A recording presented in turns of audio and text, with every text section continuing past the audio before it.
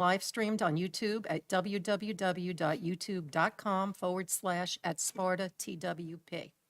The time is 7:02, and the meeting is now called to order. Please note that no new business will be conducted after 9:30, and the meeting will end at 10. Today will probably be earlier. I ask that you stand and join the board as we pledge our nation's flag. I pledge allegiance. Pledge allegiance to the flag of the United States and to the republic for which it stands, one nation, under God, indivisible, with liberty and justice for all. Thank you. We have a roll call, please. Jeanette Burke. Here. Ernie Ragsdad. Here. Brian Zimmerman. Here. Ron Day. Here. Chairwoman Joan Furman. Here. Councilman Mark Scott. Here. Robert Bleakley. Here. Vice Chairman Robert Otto. Here. Celeste Luciano. Here. Christine Dunbar. Here. Okay, thank you.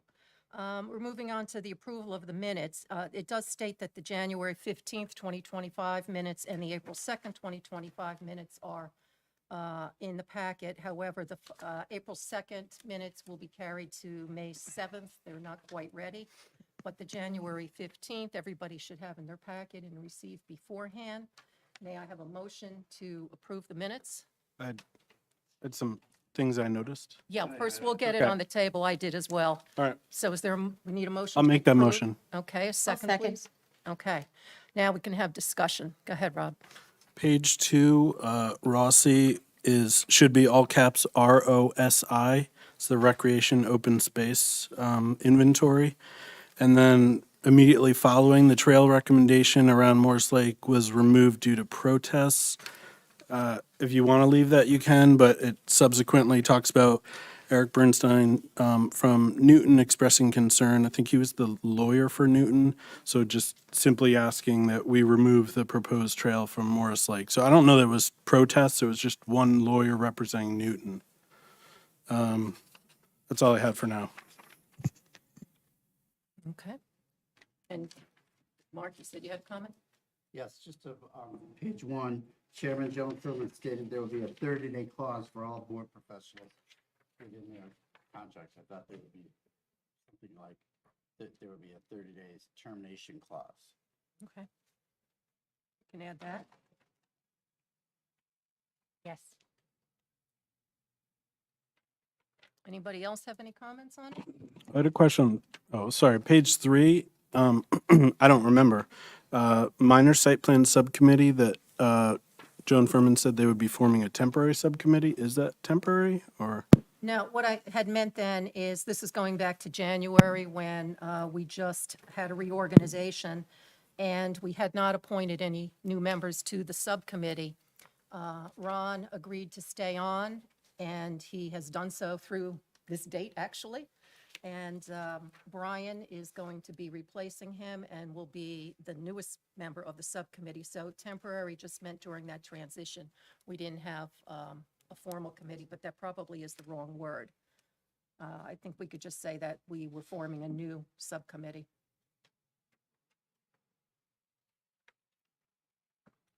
Okay?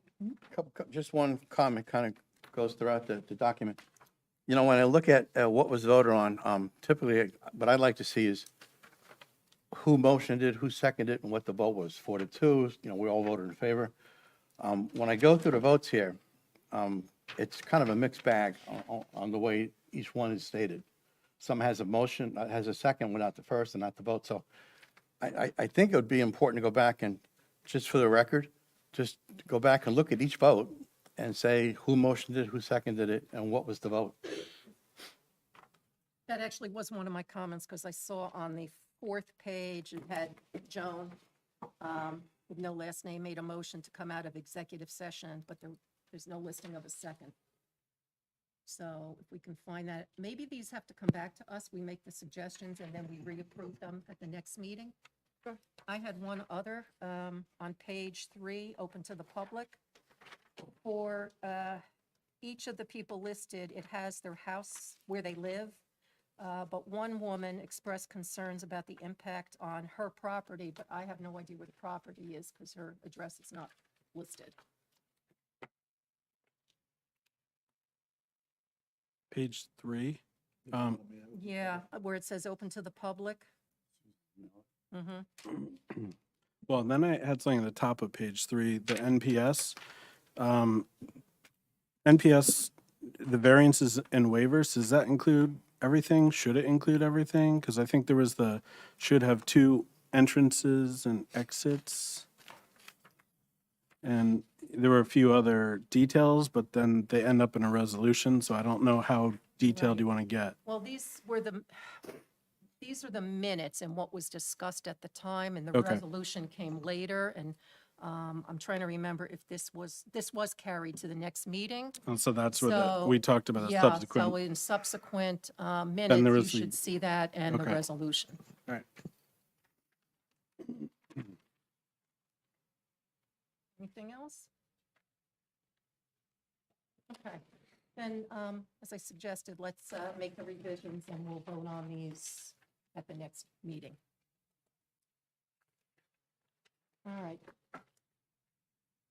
I would like to get some of the business out of the way before we go to the presentation that we have for tonight. So you would look down to the resolution section and Planning Board Application 25-728, Stop and Shop for the Resolution 25-12. If somebody would make a motion to approve that resolution? Yes, just real quickly, this is the resolution that was drafted memorializing the determination at that hearing. Also in the audience is Alexander Morgenstern from Gibbons. He was kind enough to introduce himself, and there was no objection from the applicant as to the resolution before you. And it has also been signed off by the planner and board engineer. Thank you. Okay, may I have a motion? Make a Make a motion to approve I'll second. resolution 25-728. All right, now you may second. second. Thank you. Roll call, please. Robert Blakely, Yes. Jeanette Burke. Yes. Ron Day, Yes. Celeste Luciano, Yes. Ernie Ragsdad, Yes. Councilman Mark Scott, Yes. Christine Dunbar, Yes. Vice Chairman Rob Otto, Yes. Chairwoman Joan Furman. Yes.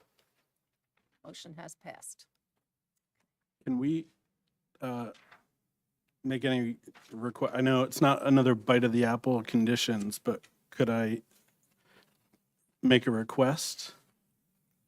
The chair, go ahead, go ahead. I'm Well- afraid I right wish you now. brought this up before we voted, but go ahead, let's hear Well, it. yeah, no, I know. Well, we've just been talking about lighting standards, and you guys would remember that I had asked the applicant about 3,000 Kelvin. They agreed to everything. One thing I didn't do because I didn't want to make it a hardship was the monument signage, and I believe they wanted to stick with ground lit. And I just wanted to offer up a suggestion. It's obviously the time has passed for no other bite of the apple, but there's a lot of ground lit monuments around town, and daffodils have come up. It looks really beautiful, but then you have these floodlights that are just sticking there. They're shining up, kind of sometimes, not in this case, I don't think, in driver's eyesight. So I would just ask if at all possible they could consider implementing some lighting from above or goosenecks onto the top above the lettering. Just a request. Do you? Yeah, I wanna- would concur with that. It also interferes with the wildlife, the avian wildlife in the area, insects, bats, and such things, having the flooding going up, as well as the safety issue for drivers. All right, so Mr. Morgenstern is in the audience, and he, I'm sure, can relate to his client the concern. It's not a mandate, but it's a suggestion. Thank you. Thanks. And as a suggestion, if you do it, it doesn't mean coming back to us. Correct. You know. Yeah. All right, so that was just something you can implement on your own. We'd be very grateful. Thank you. Thank you. Thanks. Thank you. Okay. While we're on that, though, I think we were talking about, and it would be a good idea for the Environmental Commission to come up with some standards, maybe 4 or 5 bullet points that we could add into language when it comes to lighting. So, yeah, I mean, I could prepare something. I wasn't sure how it works, but we've kind of talked about just some simple common sense things that we could do where we could suggest that lighting should not exceed 3,000 Kelvin for obvious health and safety of both humans and wildlife. We could suggest just turning the lights off after the hours of operation. We could suggest dimming just so that the lights do the job that they're intended. I know bright lights are very cheap nowadays, but this would actually save applicants money. Light pollution, addressing light pollution, I think is probably one of the easiest things that we could do. And getting that kind of more amber light versus a blinding blue white light would really kind of be in keeping, I think, with the rural character of the town, and just it'll showcase the commercial businesses really well, and you guys will save money. Am I missing anything besides just lighting controls, on, off, shading, warm temperature, 3,000 Kelvin or less? Usually it's 2,700 to 3,000. Yeah, we had discussed that it would be a transition, when needed. It wouldn't be that we would have this huge budget item replacing, all of the lighting. It would be phased in. Right, so what I'm thinking and would suggest is the Environmental Commission gets a copy of each of the applications and has the opportunity to comment. So when you comment, maybe just put in those bullets, and then we can incorporate that into our resolution. And then in future design standards, if building new, we incorporate that. If repairing and you're replacing a fixture, something we can discuss. Okay, thank you. Okay, we're at the public hearing portion of the agenda. PB number 689, Diamond Ship Realty. They are on the application because well, I'll pass it to the attorney to explain it. Yes, if you recall, there is a pending lawsuit by Diamond Ship Realty. Judge Minkowitz, in his March 5th, 2025 opinion, as part of that ruling, mandated that DCR could come back before the planning board subject to certain requirements. One, we would be able to have the jurisdictional hearing, whether or not it was proper for this board. There was other issues that the application would be anew, and there would also be new notice.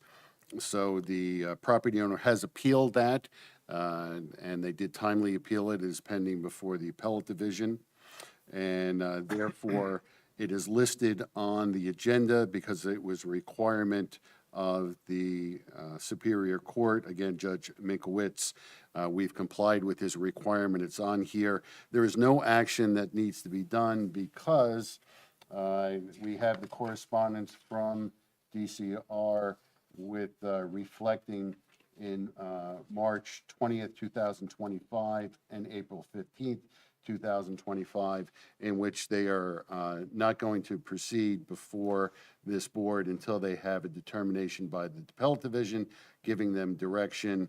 And I did speak to the attorney that we are not going to be carrying the matter on your agenda each month. That's kind of silly because it may take months for the appellate division to rule.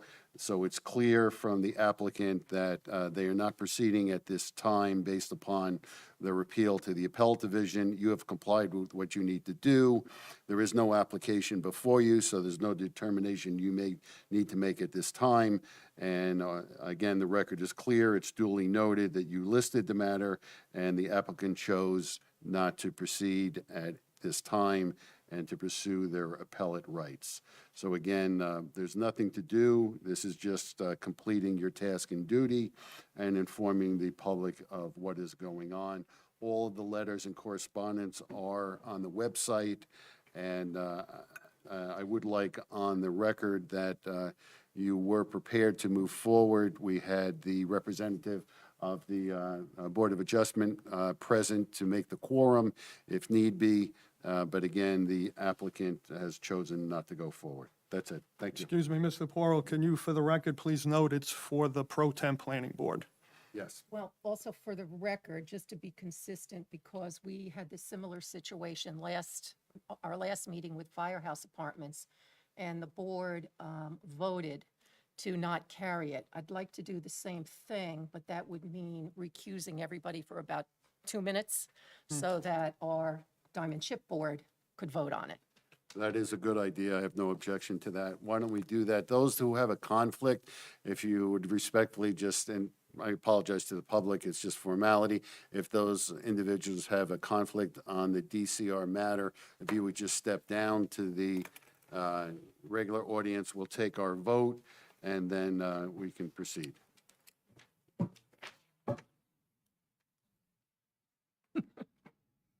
most definitely off this meet.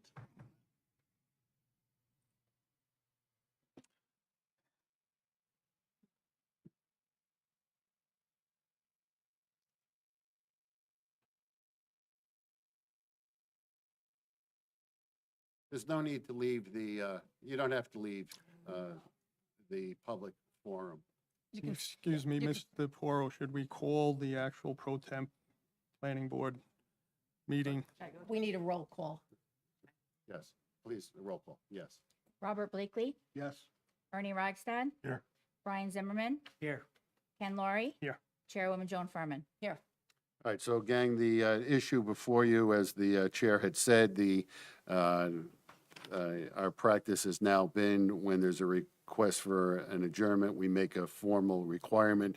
If you look at the letters of the applicant, even though he used the word adjournment, the attorney does recognize that it may take some time for the appellate division to make a determination. And also in that letter, the attorney for DCR also recognized that he would have to give new notice, so therefore there is no need to carry the matter on your agenda each month. So the vote is that this board is determining not to carry it, the DCR matter, on an adjournment request, but to await the appellate court decision of direction. That is, if someone would move that motion. Okay, motion, please. I move the motion, Mr. Poro. Second? I'll second that motion. Okay, roll call, please. Robert Blakely, Yes. Ernie Ragsdad, Yes. Brian Zimmerman, Yes. Chairwoman Joan Furman, Yes, Ken Laurie. Yes. All right. thank you. Motion passed, and come on Board may back. return, yeah, resume, right?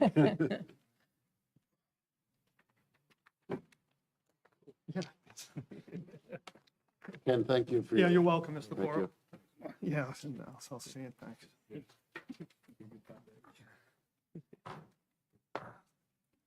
Okay, now we get to the fun part of the agenda, why I think most of you are here, and that is to have a presentation of the Master Plan Committee's, the survey. And I'd like to invite the members who serve on the master plan to come up and join us. We have the table over here. Don't be shy. Have to go back. As you need to.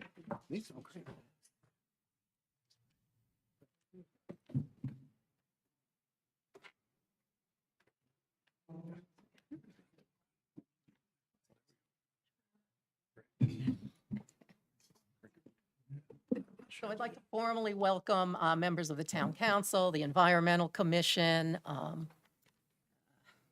Who else was invited? And the public, of course. So welcome, and I'd just like to introduce the members. There are 4 members of the Planning Board that have served on the Master Plan Subcommittee. In addition to myself, there's Celeste Luciano, Brian Zimmerman, Ron Day, and then we have from Environmental Commission, Neil Sauerwein, Christy Whitehouse, from the public. We have Ken Laurie representing the Zoning Board as chair, Mike Devine, Brian Romanowski, and Jenny Derricks hiding back there. So they'll all be here. Oh, and Dean representing Town Council. And they'll be up here to help answer any questions that you may have. So welcome. And Lindsay Knight is going to do the presentation, our planner from Neglia. All right. And All right, we're good fortunate evening. enough to have screens here. So we'll jump right into the results from the survey. Not Just working. for the record, we have Lindsay Knight, our professional planner from Neglia Engineering. Thank you. So the survey was available from October 1st, 2024 to November 14th, 2024. And we received a total response number of 1,062 people, which in my experience is a very large number for responses. So that was really nice. Not all municipalities have that type of engagement. So just wanted to note that for the sake of the master plan, that was incredibly helpful. So all those who participated, we're very grateful. And of those who participated, it was obviously an overwhelming amount of residents. Over 1,000 residents participated. And as you can see, it went down to business owners, people who worked, visitors, employees of the township, and other. Or just no responses. So one of the first questions was, what is your favorite thing about Sparta? This graphic will display in larger fonts the more prevalent responses, and as they get smaller, they show as they were not responded to as frequently. This was an open-ended question. So as you can see from the graphic, Lake Mohawk and White Deer Plaza were two of the biggest responses that we got. But as you start going around the graphic, you can see there is a number of other things, such as the country feel, tranquility, a lot of responses about how beautiful Sparta is, the small town feeling, the environment, different qualities such as neighborhoods, green spaces, quaint, their hometown. We got a lot of responses saying the library, which was nice to see as well.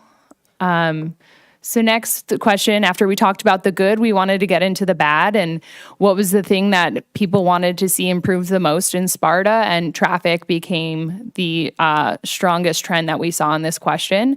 Next, it was followed by limited development, preserve land, more community facilities. We saw things like outdoor recreational spaces, dog parks, splash pads. We also saw a lot of interest in walkability, not just through the downtown, but making connections from town center to the downtown, more sidewalks, bike lanes, things like that, that made it easier to make those connections throughout the town. We also saw a lot of more diverse shopping and dining. A lot of people emphasized they wanted to see a lot of small businesses, unique businesses, less chains, things that were kind of special to Sparta. And then finally, at the bottom, we saw adaptive reuse, which I kind of cupped together with redevelopment, rehabilitation, and that is kind of reusing the spaces and the buildings that already exist that maybe have been underutilized and finding new uses for them. Next, we went through kind of the characteristics of the people responding and why you chose to live here. So we went through a number of questions. The first was growing up in Sparta. So you'll kind of get an idea of why people are living here. Growing up in Sparta, not many people found that as the draw of why they lived here. As we move on, you'll start seeing quality of life. Strongly agree. People are moving here because there is a nice balance. Proximity to job or work, we found that that's pretty answered evenly across the board. So people are not really moving here because it's close to their job. Next is the school system. That was another one that we saw a really strong correlation. People strongly agree with that one. Cost of living is another one that came out pretty equal. Followed by environment, open space, which I think kind of also goes back to that quality of life. Sparta offers a lot of options for outdoor environmental activities. Next was proximity to family, which across the board was once again answered pretty evenly. Next, we had a map, if you remember answering this question, where you identified areas within Sparta that were your favorite places. So some of the places that came out were Lake Mohawk, the Boardwalk, White Deer Plaza, the library, Station Park, Sparta Mountains, and Sparta Glen Park. We also saw a lot of people just pointing to areas that were kind of the outdoor spaces, the different trails, the different areas to go hiking. So next we went into what place in Sparta needs the most improvement. So the first piece was Route 15. We saw a lot of lot of people saying traffic, dangerous intersections, congestion, overdevelopment, all things that were related to traffic. Next, we kind of coupled these all together. We started seeing themes and trends, and we started seeing how the sidewalks and walkability, people desiring more of a town center, a town square, or kind of a central third place meeting area in town, or some kind of traditional main street. Next, we saw revitalize the main street, which kind of goes with that last comment. A lot of people want to see those kind of downtown Morristowns, Ridgewoods, Montclairs, or where they have those like walking areas, different shops, different restaurants, and then once again, improve store qualities. Next, we saw unappealing development, incompatible development, and then adaptive reuse is something people would like to see because they, one of the main responses we saw a lot were buildings were going vacant, falling into disarray. A lot of the buildings were going into an area where they wished redevelopment or rehabilitation would take place, where we'd utilize the existing buildings to a more efficient use. What are the landmarks in Sparta? We found Lake Mohawk, White Deer Plaza, and Sparta Glen to have the top answers for that. Next, we started going into the walkability in Sparta. As you saw in the earlier questions, that kind of was a trend that came pretty strongly. People did not find Sparta as very walkable. People kind of rely pretty heavily on their personal vehicles. So using other vehicles, you can see that was a pretty even response here.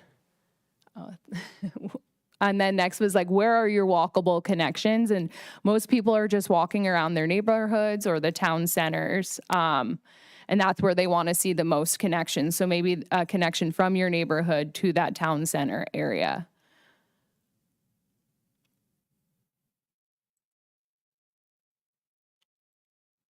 Thank you.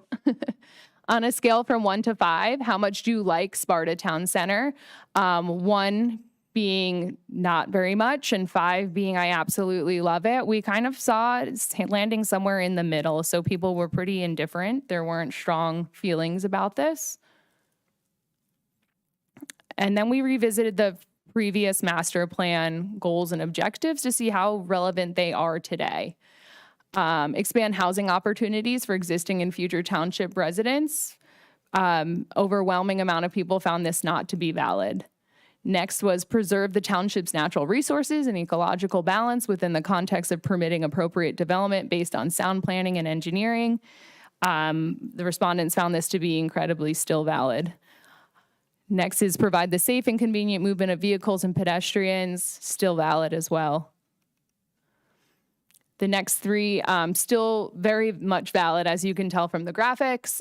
Maintain existing and establish new community and recreational facilities and services to ensure a high quality of life for current and future residents. Next is safeguard the tax base, preserve the economic balance, and provide for continuing source of employment and tax rateables through appropriate use of existing and potential non-residential land.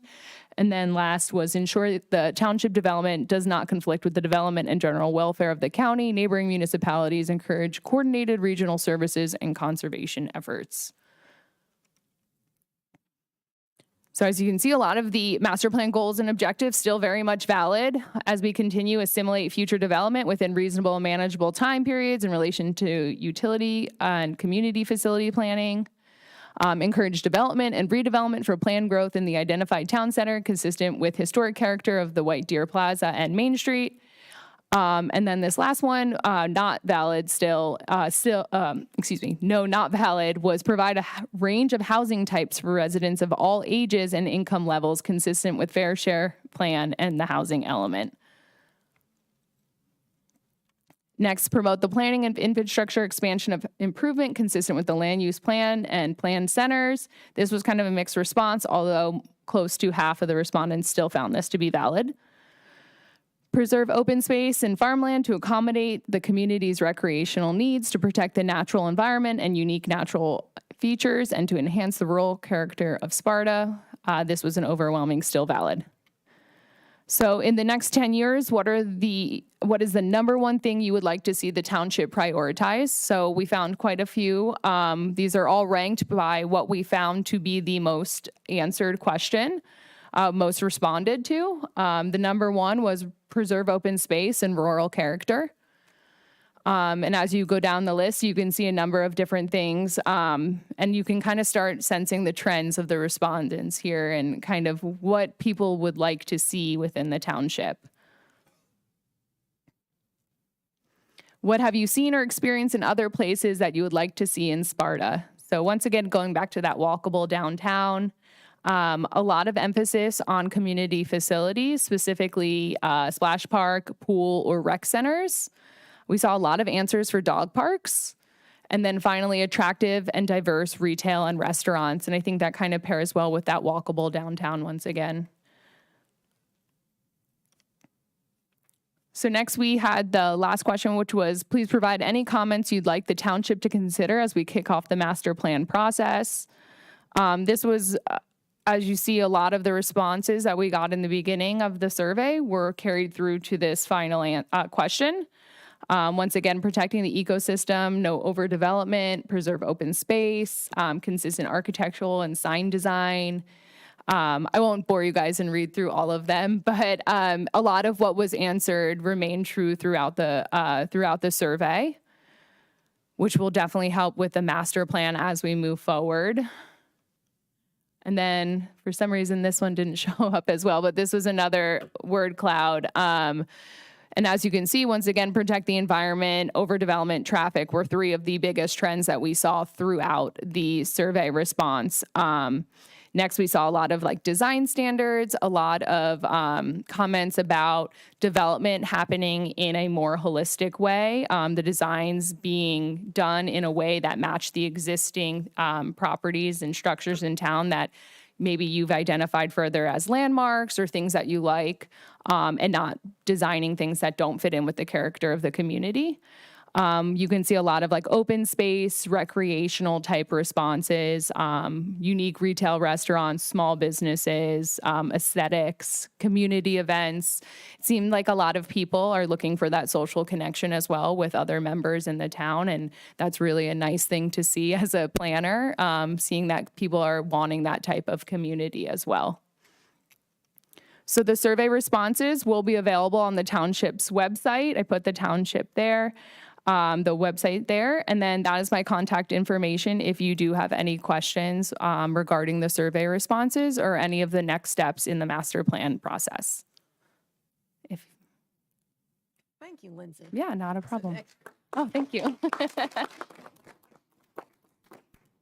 Did an excellent job in putting this together and presenting it.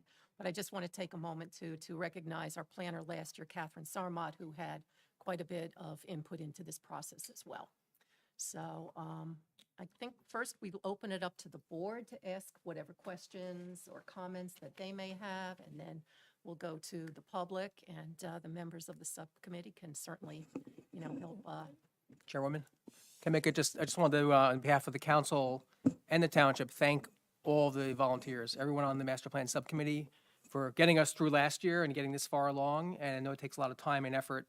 And we're getting there. We're doing good. We're pretty far along. I'm looking forward to the rest of this year and bringing this home. But I just wanted to express the thanks for everyone for all this hard work last year and getting to Yes, here. thank you.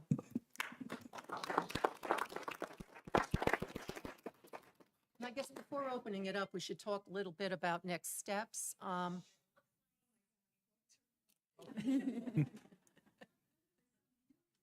At least it wasn't something inappropriate. No problem. We're going to continue with the community outreach. This was just the first phase, and it was a big phase. But the subcommittee did a great job of identifying. Oh, sure. The subcommittee did it. It's not that loud. Subcommittee did a great job of identifying various focus groups. I think we have about 12 focus groups established, and we're going to go out and meet with each of those focus groups and ask questions, have them look at the goals. And the goals really shouldn't change. The goals should be consistent. We might add some new ones, but help to develop some of the objectives. What else should we be looking at, and ask a lot of, we're forming the questions that we will be asking them. And then we'll go also to the general public as well, the general community. We also authorized some research and studies to be done. One is the situational analysis, the background, like population trends, housing characteristics, employment, schools, the inventory of existing businesses, et cetera. We're also going to be completing the land use element, and then the affordable housing element, which is being done by town council, will also be incorporated into the master plan. And then the last part that we're working on between now and the summer is the circulation element plan, which is transportation network. It includes the roads, the public transit, pedestrians, and bicycle paths, et cetera. So those will be the 4 elements that we'll be focusing on in the coming months. So we have a lot of work to do, but we're eager to do it. Okay, board. I mean, I guess I'm encouraged by all the public feedback, and I would just kind of like to take the opportunity to remind the public, whoever might be watching or reading this afterwards, this is your town. We're here to represent you. And to that end, you know, any issues or things that you'd like to see, we're coming up with what the town should look like in the future. And we have good guidelines, but if we don't all kind of pitch in where we can, the town's going to grow however it's going to grow due to the pressures it's going to receive. So I'm looking for positive pressure for the people that are willing to exert it. And I'm happy to kind of catch up with people offline if needed, just to kind of help further that effort. But I appreciate everything the master plan is doing, and I'm encouraged because it's about time. It seems like this is the best thing that we can do to kind of show we know what we want our town to be. And so, thanks.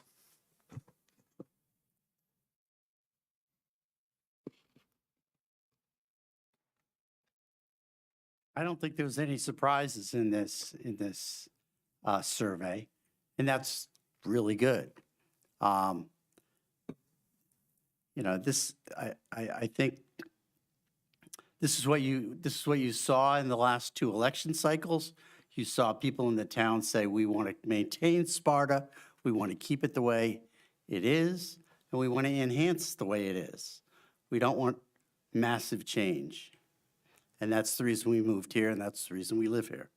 And I'm just glad that's what the survey said, because that's what I certainly believe in. Thank you. Rob, did you want to say anything? No, I'm good. Ron, Yeah, I just want to, again, all this last year. I want to compliment the team that put this together. I know this has been a 3-year process to get this far. I think in '23, we picked the team. In '24, we rolled up our sleeves and we met monthly, every month, sometimes twice a month, and we'd be here for 4 to 5 hours. And just everyone on the team, just the amount of information and thoughts that you all volunteer and contribute is just terrific. So thank you to the whole team. I'm a new member to the team, so getting my feet wet, but I want to thank Lindsay for putting together the presentation. It came out great. And I love the responses. I love how it highlights what the public loves about Sparta, and to continue moving forward in that direction. Thank you. In viewing the presentation, you know, the one thing that I did take from it was that the current master plan that we're working on, or we're working from, I think most people think it still is headed in the right direction. We just need to tweak it. You know, every decade brings a new challenge and I think this is a great opportunity to do that. I really think, you know, as everyone has said, the group has done a tremendous job of putting all these thoughts together, and I couldn't help but just pretty much nod my head yeah, I agree with every single thing there. So, but thank you. Ditto. Yes, thank you to everyone who's been so involved.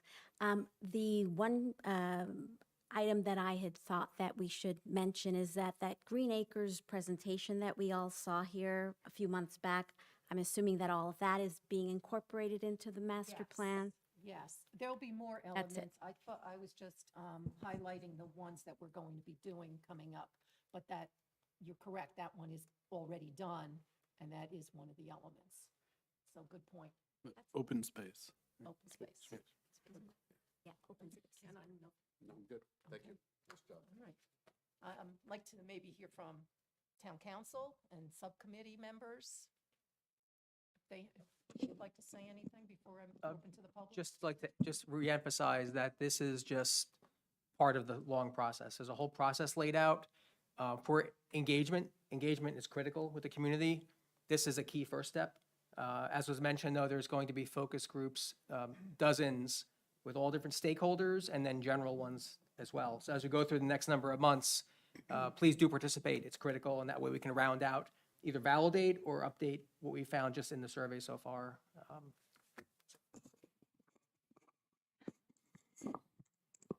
Thank you.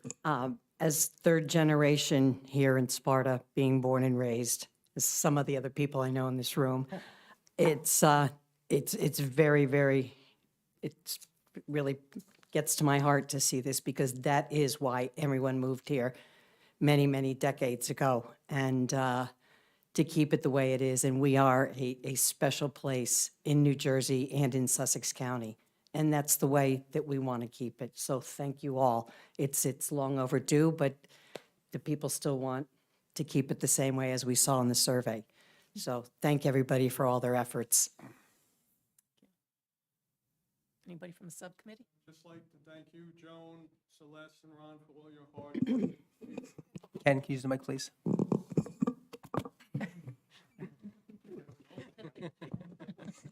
I would like to thank you, Joan, Celeste, and Ron, for all your leadership over the last couple of years in the process, and of course, all the subcommittee members, and I'm very proud to be part of the whole process. We've got a good team. Very good. We have an excellent team. Yeah, I got second thoughts about whether I should go into this, but I think the committee knows what I'm going to say. And I got to make it clear that this is my personal opinion. I know there's disagreement on the subcommittee, but I think it's important enough to make it a public comment.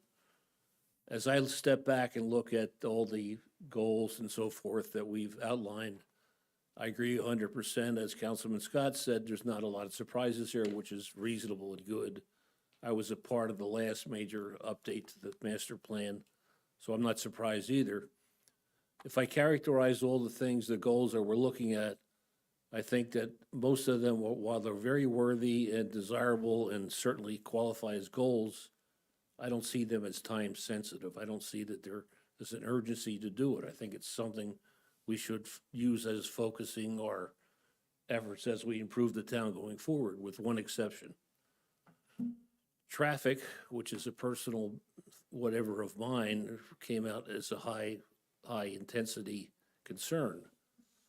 And I think it's time sensitive in the sense that the planning board, the zoning board, and the council are going to make decisions near future and continuing that can make the solution of the traffic problem much more difficult over time.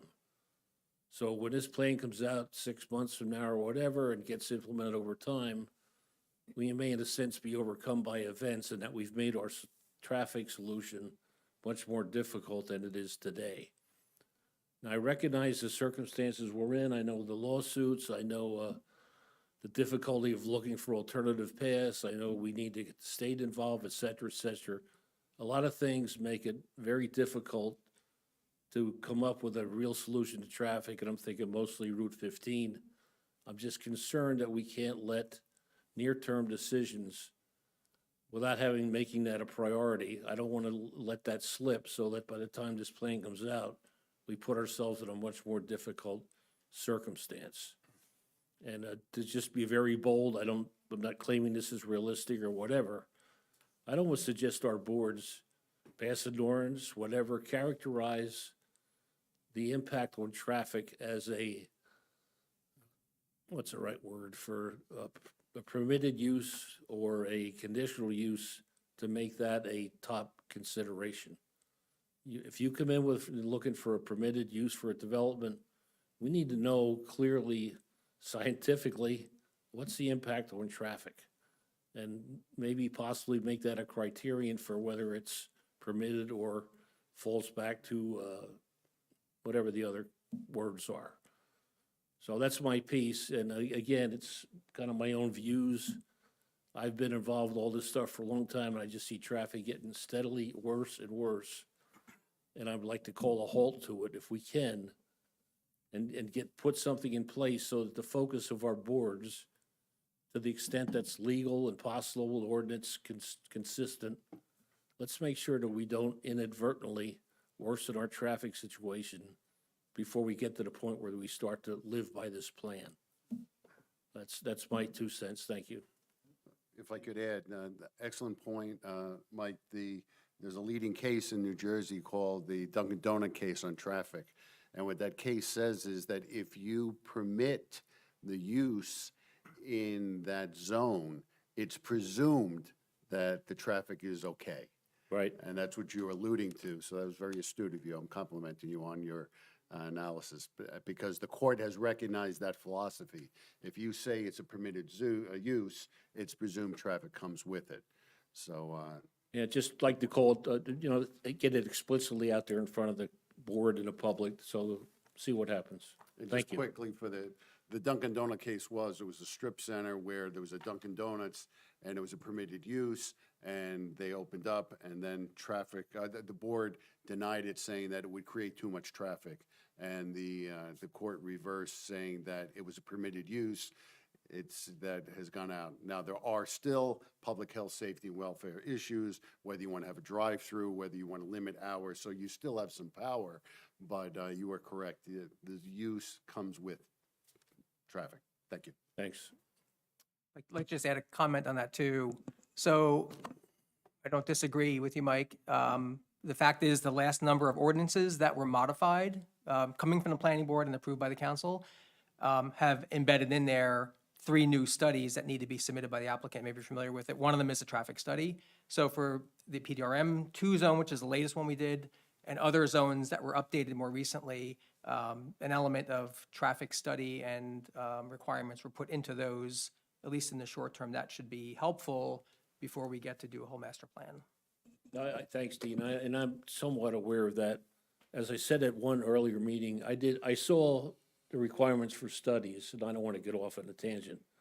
I didn't see strict criteria that said, give us a study, but if you don't meet A, B, C, D, E, you can't proceed. Maybe they're in there and I missed it, but I saw a study required, but I didn't see the impact of failing the study or failing the criteria. Yeah. I don't want to quote them now. I'm not an expert in them, but I will say that there were levels of service requirements and changes that were noted in there in pretty great detail. But I don't want to quote anything past that about whether that was a complete black and white, yes or no, or that was something that the planning board could consider. So it's somewhere in that range. Thanks, Dean. Excellent discussion. Sorry, just one really quick, just to expand, I don't think I'm going to get an answer on this right now. But is there anything that the council can do in terms of getting in touch with the DOT and having them reassess 15 now that we have better data on what's going on in the North Village area? Because I believe the last time that was actually really done on their level was prior to that development. So if there's something that you guys can do on the council level, I believe that's what I heard. I maybe have heard wrong, but if there's an outreach that can happen, that would help us greatly in our process. Yeah, I mean, that's obviously a large, long-term discussion around desirability of expanding it, whether that's in the best interest of the township versus other mechanisms and other approaches to limit traffic. But I think there's always a time to go back. I don't think it's ever closed for good. So perhaps, I mean, we've had studies and studies over the years. This new one isn't earth-shattering, right? We all know there's traffic there. Right. But I think there's a time to do that, and the council could consider that. I don't want to commit on behalf of the council tonight. No, so- I just, But yeah, like, I know. Thanks. To your point, Celeste, if I could, I was on the planning board when North Village or whatever it's called got approved. There was a ton of conversation about traffic. Everybody recognized the implications. And Chris Quinn actually reminded me of this recently. At that point, the state was committed to a bypass or to something, I forget what. And then part of our reason, in my recollection, part of our reason why we accepted North Village per se, without further conversation about traffic, was the expectation that the state was going to help us do something. And subsequently, that disappeared. So if we can go back to the state in some right context and remind them, it's at least worth, I don't know what it might cause, but it's worth putting on the table, I think, to your point. Yeah. So it proceeded with the expected contingency that never followed through.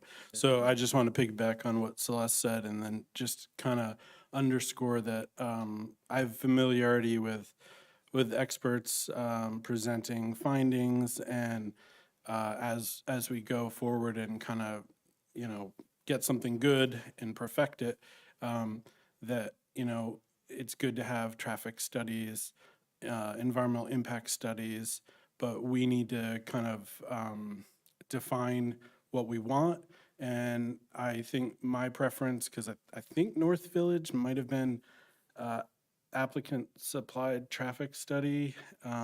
So I think there's an importance to ensuring independent review from applicants presenting their plans, because, we can hear engineering reports and everything. I mean, there was a recent, the Pops Bagels, right? We had a duly sworn in engineer who spoke to traffic, but as I understand it, planning board is here to kind of say, yes, you're an expert, but we're very familiar with these roads. We're intimately familiar with, oh, it would be terrible if you turn left out of that, so I just want to make sure that we're considering that when we step applicants through these requirements, that we go a little bit farther and say it needs to be an independent expert, not, anyway, I don't know how we do that, but. We have. We have one. we established- We have one. Yeah, we did Yes, we hire have Neglia, and as I said earlier, Well, one of yeah. the first pieces we're going to do is the circulation study. So we get that in place, but based on what I'm hearing, we also need to look at use, because as what Ken said is, if the use is there, it assumes that it's going to take parking with it. So we should be looking at use in each of the different zones as we're working through the master plan, and perhaps making recommendations regarding that. And yeah, I know we have Neglia for traffic. I'm just saying in the past, in reviewing some of this, it looks like applicants provided a lot of those expert opinions, so. all right.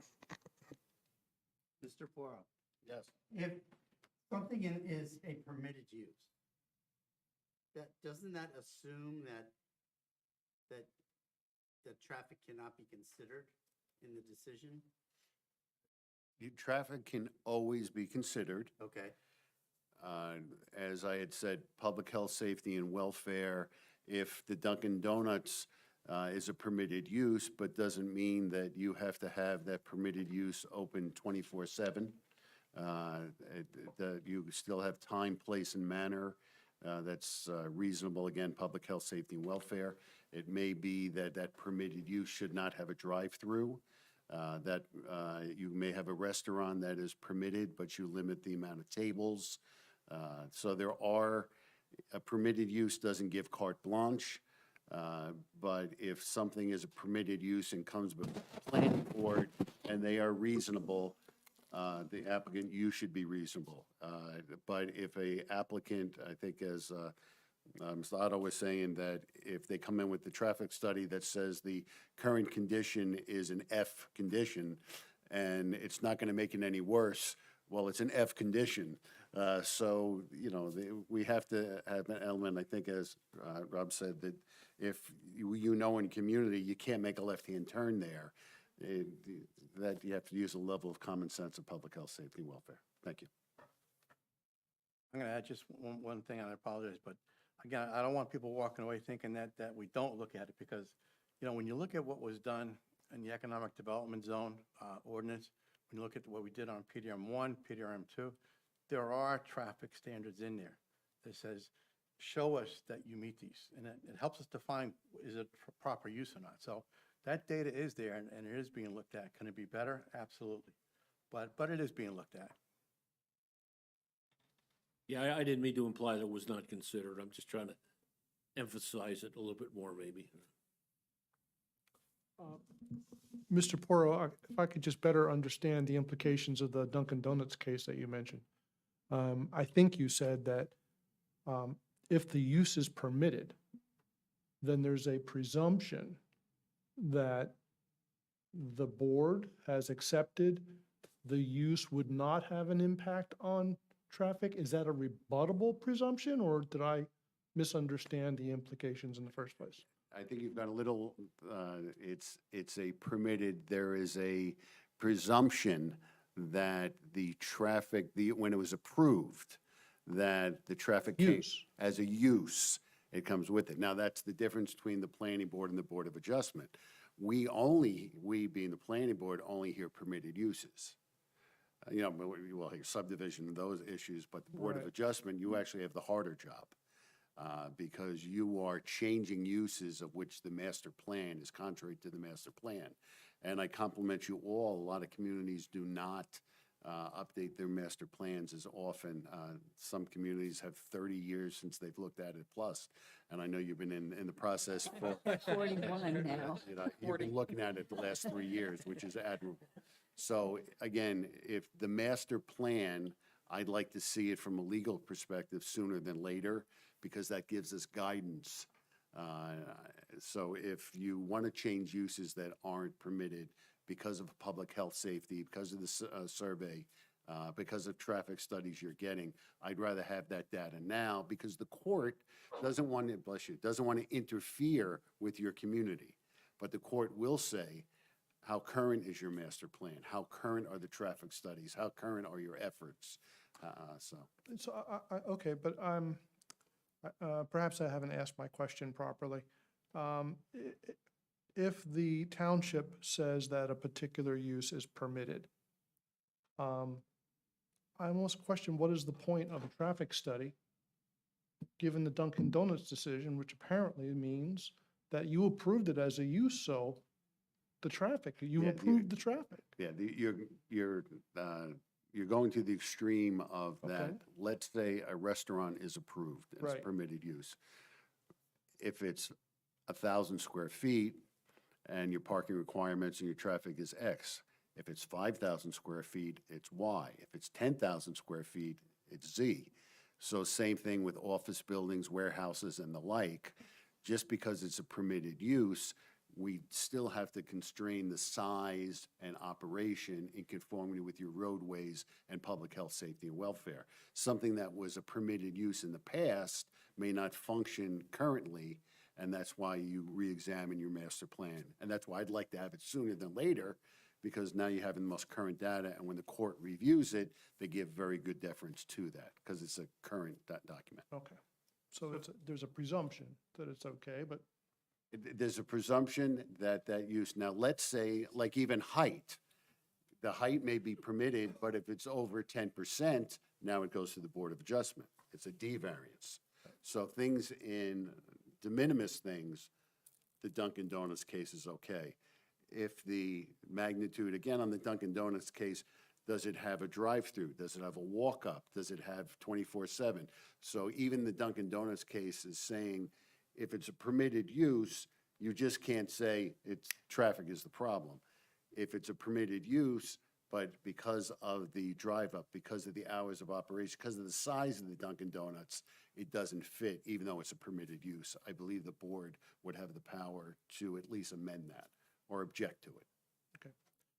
thank you for that. And I think one thing I should mention that hasn't been mentioned here, and particularly for the benefit of the public who may be listening in, I'm sure all of you and the members of the planning board know this, but the job of the subcommittee is to make a recommendation of a master plan, which will be submitted to the planning board for either adoption or a modification or rejection. But I just didn't want the public to think that there's a group of people who are going to decide, who are not elected officials, et cetera. It will be ultimately up to the planning board to make a decision regarding an ultimate recommendation that we'll make. And if I could just add to that, the Board of Adjustment is one of the purest boards because you're considered Class 4 members. You are not elected officials. You are not meant to be elected officials. So this subcommittee is, again, the more residents, the better as far as the eyes of the court. Thank you. To expand on what Brian just said, can you make all your uses conditional uses, and that way you always have a traffic study in your hand when you make your decision? There's a level of practicality. We have a very good land use director here in Dory, and, you know, to put conditional, could you do it? Yes. Is it functional? It would be difficult for the community. Because then if your goals are to have certain development, let's say a data center. A data center is a great rateable. For those in the data center is kind of the cloud. That's where we have storage of, and more and more important, very little traffic, great rateable. So a lot of municipalities like data centers. So if you put too many conditions on the data center, is that going to delay it that someone will go to another community? So those uses that you want, let's say you want residential development. Normally the community will say, we want X units per acre. So it's called the density. The more density, the more developers like, because they can make more money. So you have a balance of what is your, if you're looking to get more residential units, you may want to encourage more density. So you can put the conditions, but that would hinder if that's a goal of development. And Ken, just to bring it back to the master plan as well, there will be a circulation element where it will identify if there are uses or areas that are where traffic is specifically identified. In addition, there's also a land use element. So within that as well, you can identify, you could use ITE, trip generation information and things like that to identify uses that may cause more trips or less trips. And those can be suggestions of amendments to your ordinance. So this can be covered within the master plan as well. And data centers were never considered. They're nowhere in the master plan because years ago, we didn't have data centers. And So we just maybe have to look at the mix of uses and start to change some of the mixes based on, and not just traffic, but what kind of traffic. I just wanted to throw in, because you've brought that up, and I'm looking into that too. I know that the planner and our attorney are, see data centers as pretty favorable. I can see that, an adaptive reuse of, say, disused office buildings post-COVID, that makes total sense to me. Topic for later discussion, obviously, but just want to put a pin in it because I think that they're pretty resource intensive, like for sure, off-site trip generation is nothing, right? But electricity, electrical grid, water usage, my understanding is they're pretty intensive, but we can, Yeah, I was, before I came here, I was general counsel in the town of Secaucus for almost 10 years, and they have 3 data centers. They're really amazing. They have solar panels, they utilize water energy, they have their own batteries, they are the true cloud on the ground, because if, God forbid, there's a tragedy, they really popped up after 9/11 because these are locations where, God forbid, there is a tragedy. The cloud data is saved at these locations. So yes, good conversation for another part of the process. Yes. Anybody else? I just add one more thing. I want to make it clear that my comments should not be construed as a criticism of any boards. Mike, we complimented you. Yeah, I know, but I mean, it's not like nobody recognizes this traffic except me, obviously. I just thought it was worth emphasizing, but I appreciate everything. What?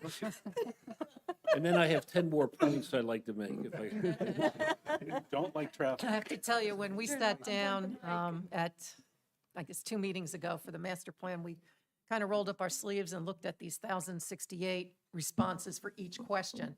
The question, I believe, that Mike got was the one on traffic, and it had over half of all of the 1,000-something responses traffic, traffic, traffic, traffic. So that's where he's coming from too.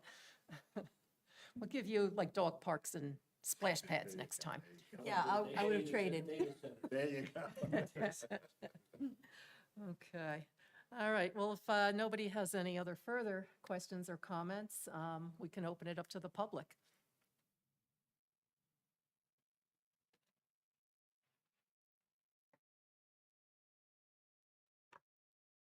Everyone. Thank you. Just your name and if you live in town. Yes, Sylvia Salone. I live here in town. One of the And I'm reasons- not going to swear anyone from the public in. I don't think it's necessary at this forum. Thank you. Okay. Well, first of all, I want to commend everyone. This is great. As a Sparta resident, one of the reasons why my family and I decided to get out of Bergen County was to come up here for the beautiful open spaces. And when I'm not doing my day gig, my night gig, or my other gig is that I am the executive director of New Jersey Forest Watch, a 501c3 organization in the state that is tasked to protect and to preserve our public open spaces. Specifically, this all began because of the logging that's happening on Sparta Mountain. So what this survey for me really shows is the affirmation that Sparta residents want to not only maintain our open spaces, but to also enjoy them and to protect them. I want to add, we don't want our open spaces to be logged. This does not go into the definition of an open space. Unfortunately, that's currently happening on Sparta Mountain. And the degradation that has occurred, that our group has witnessed and we've documented with PhD forest ecologists that are not associated with any kind of financial benefit from the logging, will also attest to that. And so I encourage each and every one of us here to protect and to preserve areas like Sparta Mountain, Sparta Glen. We saw that as being very important. Many of these areas are open space that were preserved through our own tax dollars, green acres. Sparta Mountain is 100% green acres funded, and we don't want to see our green acres lands being logged in the state. Now, just because the DEP manages these lands, we need to hold them accountable. If it were any other business and somebody does a bad job, what do? We fire them, right? Now, it's a little complicated, but I would love to be able to fire the state and say, you're not managing Sparta Mountain in a way that is ecological, in a way that honors the true purpose for green acres, right? Degradation of ecological resources should not be happening, especially with the climate crisis that we are in. So I wanted to encourage each and every one of us to continue to fight for our open spaces and to protect and preserve them so that our children's children have places to go and to recreate. And we can also ensure our water supply and a clean air for all of us to breathe. Thank you. Thank you very much.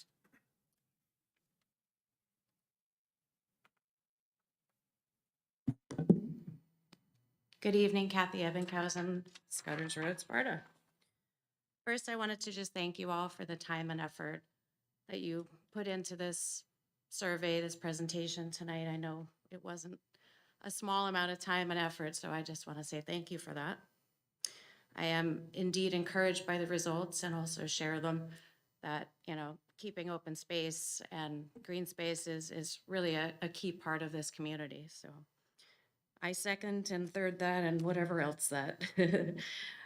One question I have is something that was brought up, what I thought I heard someone mention during the presentation. I just wanted to kind of double click on, and that was the mention of 12 focus groups regarding the subcommittee. So I wanted to understand more about that, and you know, are there openings for those focus groups, and what are they focused on? Jenny, who's also a member of our subcommittee, I think put the focus groups together and listed them, so I'd like to maybe give that to you. So the groups that I just pulled together from my experience in working in the community and looking around in the community and knowing the different organizations, well, there was two purposes to it. First was to identify some of the groups that would have specific comments relating to the job that they do for the community. So for example, one of the first focus group has 3 different organizations: the police, the fire, and EMS? Ambulance. And then we go to Board of Education and superintendent and school administrators. So that's to give you an idea of what some of those focus groups look like. And then there were a whole host of other groups that I just put down on paper because I knew they were groups of people that gather together in the community and might be interested. They're already interested in their community for a certain reason, and might be a contact point to bring folks into a larger group meeting. So there might be, we envisioned maybe having some different areas, set up around a room where we could invite 50, 100 people or more in, and each of us manning a station that discussed traffic, water, development, or, what changes we'd like to have. And so that list is quite extensive, everything from Sussex County Bird Club to the Photography Club to Scouts and, the women's clubs and the different, so if we look at the Lake Mohawk Country Club, for example, there's 2 different groups. So you have the trustees and the organization part of Lake Mohawk, and then you have the membership. And so it's a way to, we spoke about the 12 groups, and those are the specific, like I said, the police, the fire, the schools, and so on. And the business, economic development, business development committee, and the Chamber of Commerce, for example, are another 2 groups. But then the other sections we would open it up to larger group meetings once we get through these smaller one-on-one type of sit-down meetings, and pull information from what do the police need, what do the schools need, what do they see going forward, what are some of the pinch points for them. And then we take that and we come out to the community and say, here's what we've got so far. What do you think? Let us know. And so that's what I think. Do I have that right? Okay. Is that good? Okay, thank you.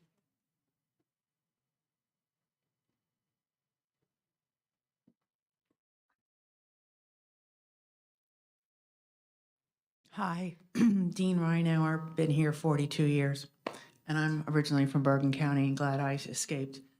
Traded Route 17 for Route 15. 208.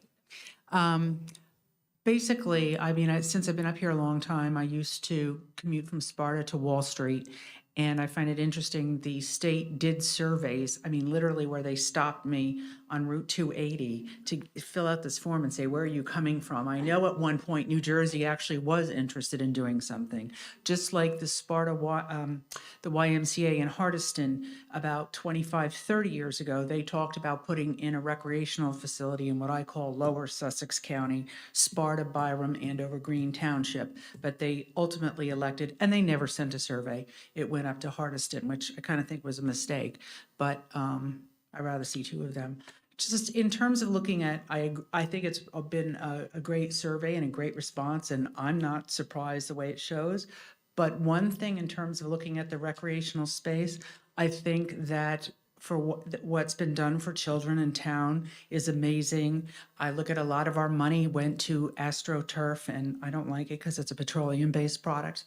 But how about the seniors and the people that may not be able to afford a health club or join a lake, but they now have them in Kearney and in various towns. They're like outside fitness pieces of equipment that they can do their stretches and they can move their body a little bit with assistance, and it's not going to cost them anything.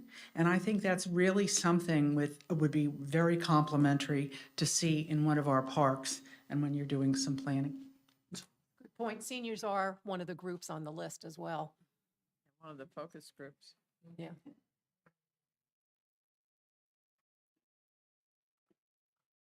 Good evening, Barbara Gomes. I don't have to say my address. I'm a resident of Sparta for 25 years, I swear.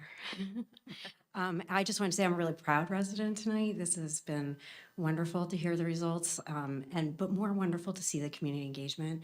It reminds me of, 3 years ago when the community really stood together and showed each other what we're made of, the fabric that we're made of. So watching the boards tonight even interact with each other is a pleasure.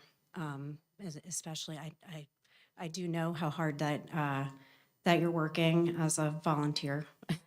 And I think it may be helpful to hear that from this side of the room sometimes. So anyway, enough of that. So my question is if the Highlands Water Protection Regional Council has been invited to participate in the survey or give their presentation. I know that there was some talk about that at the last meeting. And what is the process for them to come in and do that? Because I'm very interested as a resident in knowing how they look at the water resources that maybe we're not considering, or maybe that we don't know how to consider. Maybe they have some things already done for us, ordinances for this kind of area that might look at parcels that are over the aquifer and say, oops, no, definitely no data center there. That would be a bad use. But, you know, these are just questions I have because you guys are very thoughtful and you're doing the work. And I think maybe the regional council is helpful for towns who have not been able to consider these things. And maybe we've collected a lot of this stuff already and are doing a great job. But I would just love to know that in the time that we have that we're considering this, that we looked at all the options and have the best protections for our residents. Thank you. Thank you. That's a good point, because we did say at our last meeting that we were going to invite the Highlands in as well as the county to hear the pros and cons from each one for the state plan cross-acceptance process, and that's what we had intended to do. But in the meantime, something else had occurred, and maybe there was a deadline, I don't know, but the town council did address it, and they decided that they were going to go with the county. So we don't have anybody here tonight, but I don't see why we still can't hear from them. And I'd like to, see what the board would like to do about bringing them back and just hearing their views on as exactly what you said, and the county as well, and it'd be good information for this whole process. And I understand, you guys understand more than I do, but from what I think I understand, the state plan is great for the state, but we have a very sensitive environmental region that we have a very interested community in the water protection. And so just getting that information, just exploring it would feel good, that we left no stone unturned. So the town council did pass that last week, but I want you to know that by being part of the state or aligning ourselves with the state master plan and the county master plan, that does not preclude us in any way, shape, or form from participating with the Highlands Council and aligning ourselves with that plan also. So, Excellent. That's great I mean, clarification. we haven't eliminated any possibilities. We just had to go Couple with things to do. I got a couple things to do in the meantime. So I guess the second part of my question then is, what is your process, since you talked about this at the last meeting, wanting to bring them in? Like, what does that mean? Who calls them? You want me to call them? No. Can I be helpful in that way? Who schedules them, and how can we communicate that to the public? Because again, I think they would be interested in hearing that as well as part of this valiant effort that you guys are all doing. Well, we'd like to bring them back as part of, at least my recommendation is, as part of a meeting, a public process. And we have a board secretary who could contact them and invite them and make it as part of our regular agenda, should the board wish to do that. And also, just as part of the master plan study, we do have to look at all planning documents that are applicable to the township. So that includes looking at the state plan, any county plans, as well as the Highlands Preservation. We will have to look at their plans. And as part of adopting the plan, it does get sent to all of those agencies as well. So they will then have an opportunity as well to read the document and give us any input as well. Madam Chair, if I'm recollecting correctly, one of the things that had stopped that process was the grant that we were working on. No, the grant that we were working on for master plan funds, that the Highlands, I believe, came back and had asked us to look at the planned area of Sparta to see whether or not that would be in alignment. And I believe that there was, correct me if I'm wrong, Dean, there was a portion of those funds that they were looking to earmark for that process. I think that's what kind of held up in the heard of it, past, yeah. yeah, bringing them, fully on board. But to your point, all of those things, and I know previously, because this is the way Catherine was moving, and I'm assuming that Lindsay, is gonna pick up the mantle. Every element that gets looked at has to be comparatively, looked at to see what the best options are. So even if we don't fully opt into the regional master plan, I'm sure the intention is to kind of get as close as possible so that all the preservation that we can manifest, safely and effectively happens well. I mean, that would be my intention and my, my movement forward. One of the things that I was hoping that the subcommittee would really kind of focus in on when we got to those elements. We're just not there yet. We're just at the point now of talking to stakeholder groups and getting the information out there. But Lindsay's going to be diving into the weeds any day now. If she hasn't already, I'm sure. But yeah, It's my that's, recollection that it was about 15% of the grant, so the Highlands was going to be giving us a grant to cover the cost of the master plan, or part of the cost of the master plan itself, the cost of the professionals and so on, but that they were going to require that there was a holdback of 10 to 15% of that money to evaluate whether how Sparta would relate to, how it would work for Sparta to become part of the regional master plan. They wanted to do that study in order for us to get the grant money, which I don't think we said we didn't want them to do. We said it. No, we didn't yeah, I determine don't that think yet. it's. Yeah. And it was also, the money was for the assessment to take place up front, not a commitment to opt into the planning area. So my question is, so we had the Highlands Council here, as you all know, right, last year, I believe, to do a presentation, talk to us about all that. So for the next steps, I mean, there's two different tracks here, right, I'm hearing. One is to have them come back and publicly give another presentation. The other track, which I think is more critical, is that the subcommittee talks to them and/or gets data from them that informs the work that's going to happen in creating the master plan, right? And that's critical. That is ingrained in that.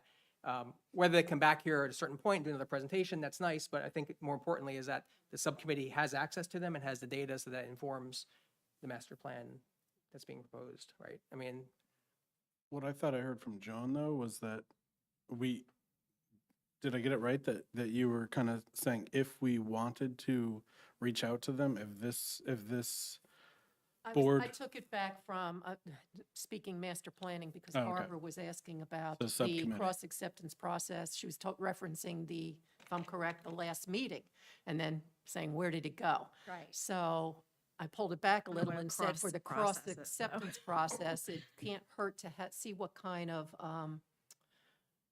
information they could give us, what kind of protections they have, and I don't think there are any restrictions in making a recommendation to town council at that point, whether, hey, we think Highlands will be good, or we think county will be good, but just hear from them both, because we, as a planning board, never had that opportunity. It was our intention. Do you know if there is a time clock on this? Because I think there is, what's the word I'm looking for? But I think there's an affordable housing element to it too. And there's many towns now that are trying to conform to the regional water protection master plan. So, yeah, I wanted to kind of throw that in because we're in the Highlands, so I would want to at least get the information. So I was kind of going to say, if we need to just take a vote to invite them, I would kind of urge that we do that, because I think the Mount Laurel numbers, time is of the essence, right? And just to a greater point, we've heard about open space and how,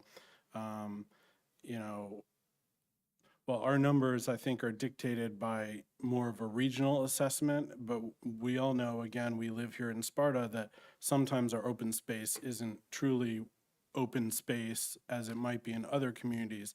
Steep slopes, recharge areas, sensitive areas, and these are people, Highlands Council, that have particular expertise in those regional ecosystems, and then specific expertise in, I think, helping to quantify what's the reality of the open space that we have within Sparta? Because my guess, my hunch is that while we do technically have a lot of open space, actually, development-wise, it's not a lot of open space.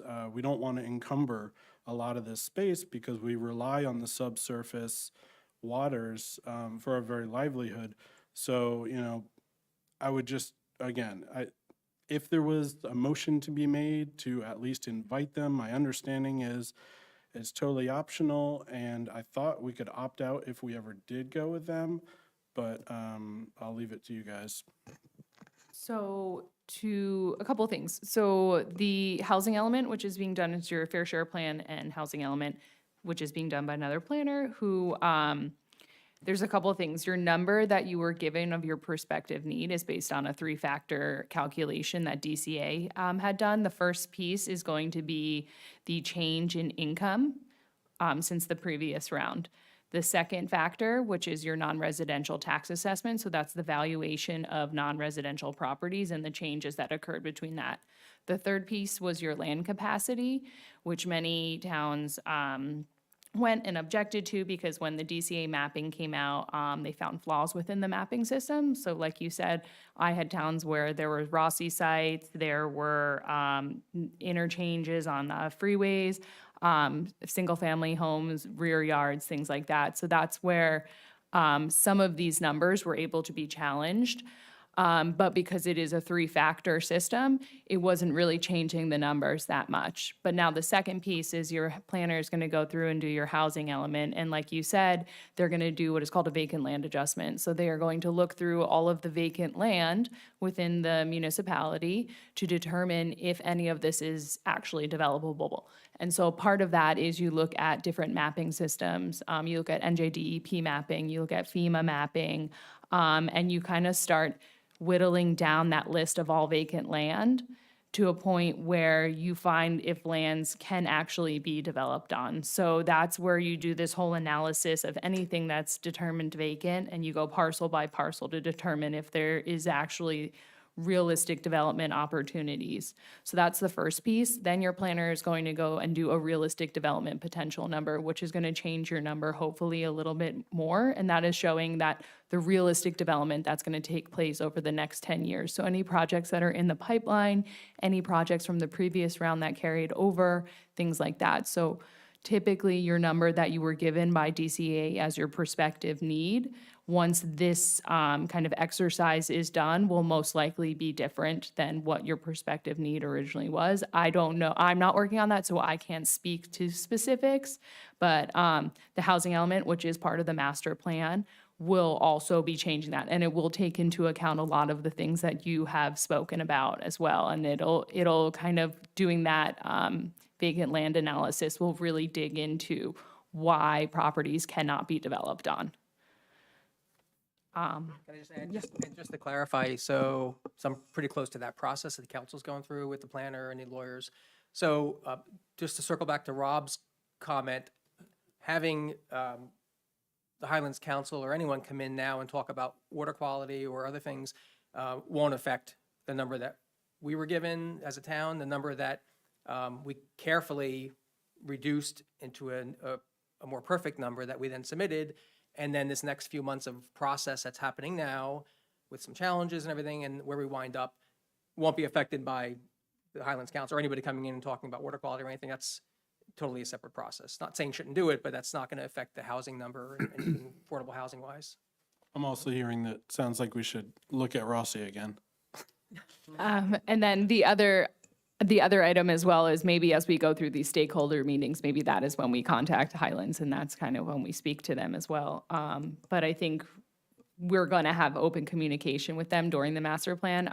I did the master plan for the Meadowlands, and during that process, we were constantly in talks with the 13 municipalities and the county and the state as well. So it's definitely an open process because it's a document that affects everyone.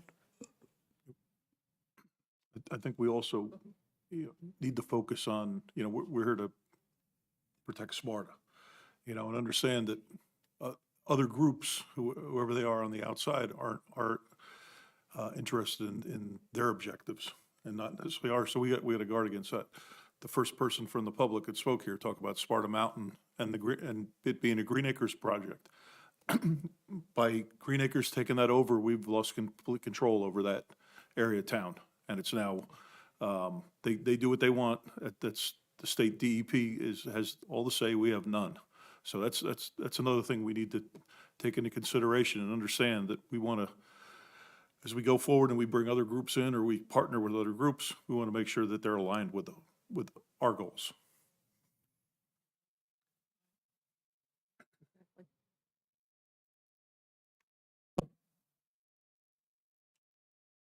Do we want to hear? Do we want to Good evening, board members. My name is Joe Ardilli. I'm actually a resident of Andover Township.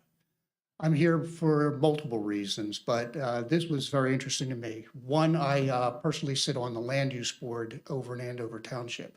The land use board is a combination of the zoning and the planning boards. I also happen to be the chairperson for our master plan update, which we've just completed. We're about to have our public hearing in just a couple weeks. So it was very interesting to see this particular presentation, to see how aligned our surveys were. It was very much, we are very much not different from Sparta. Sparta is not different from Andover Township.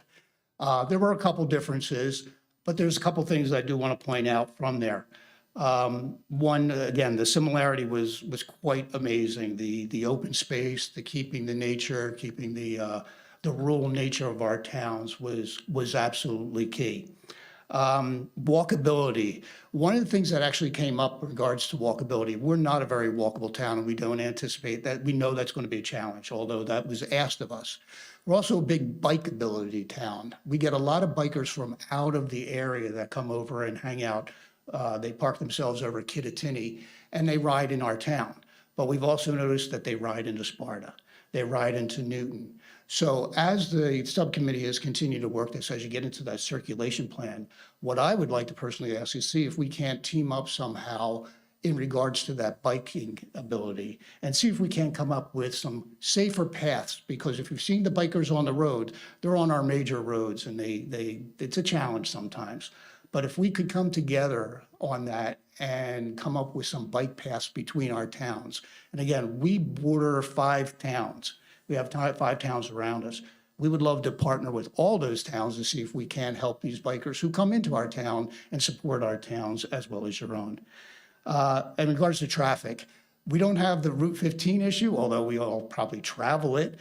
Newton Sparta Road is our traffic issue. But one thing I want to point out and make sure that everybody's aware of, Andover Township is actually getting the rail station. It's been in the works for 20 years, but they've actually started working on it, and it's anticipated to open up in 2026 at some time. I don't have the timing on that, but that's what's planned. So I want to make sure everybody's aware that there will be a train station into the city that will be stationed on Roseville Avenue in Andover Township. And the only other difference I did notice is from a housing perspective. Andover is an aging town. Andover Township is an aging town. Over 50% of our residents are over 55 years of age. So senior housing was a major response that came back, wanting senior housing in our towns. I didn't see that necessarily in your survey, and I thought that was a little interesting, but it might be something to consider.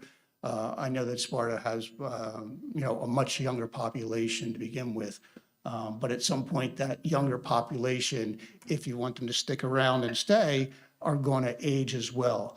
And we're trying to do what we can in our master plan to help people age in place and stick around. So I just wanted to point out those few things and tell you that we're right there with you on that survey. Can I just ask you, who's your planner Our planner for for your master plan? Corey actually, Matt Morrison has been our planner. He's with Corey, and I don't know the name of I can't remember I'll the find name. him, don't worry. Corey Stoner, he's actually the Oh, engineer for. yeah, I know Corey. Yes, Okay. yes. Yes. Yeah. Hello. Yeah, Pello. Thank Like, you very much. There's not very many planners, so I was like, I'll Yeah, find them. yeah. All right, but Matt Morrison's been the one who's been working with us. Okay, And again, great. our public hearing is in 2 weeks. April 29th, if anybody'd like to join. So thank you for your time and well done to the subcommittee. I know we've been working multiple years as well. There's a light at the end of the tunnel. There is.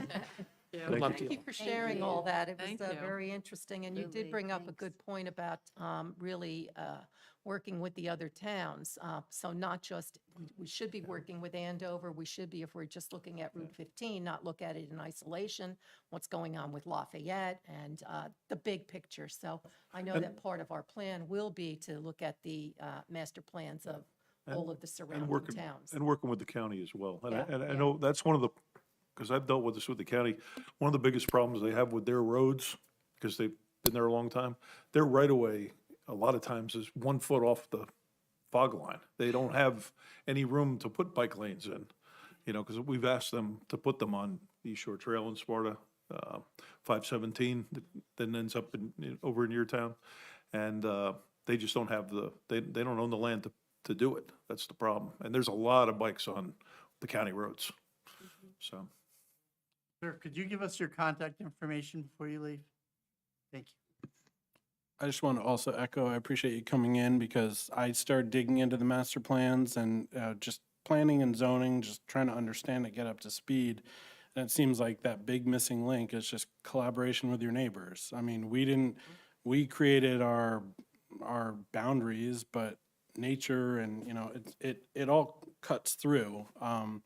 These natural boundaries don't really respect what we've built. And so to that end, I mean, if we can collaborate in future or present, like, I think that is a no-brainer. We should be doing that. We should be engaging at least Newton, Andover, you know, everyone around us, and trying to work on a common goal. We have common threats. So thank you.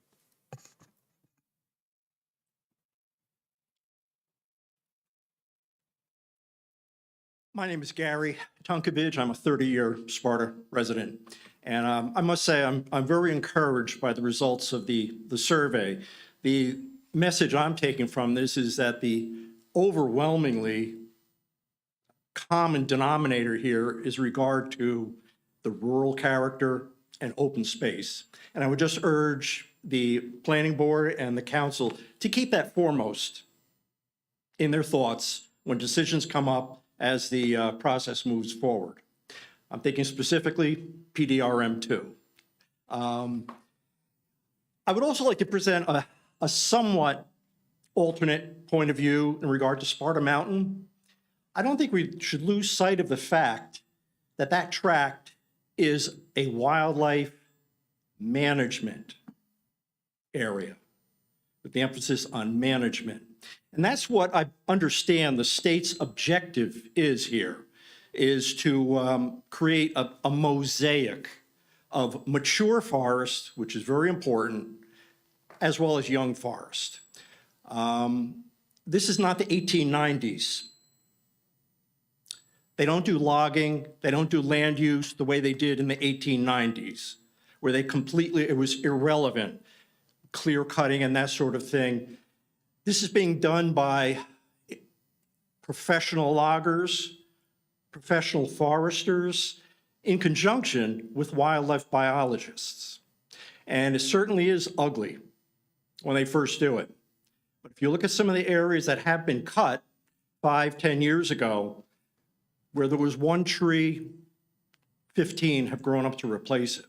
And a lot of organizations do support the Sparta Mountain Management Plan.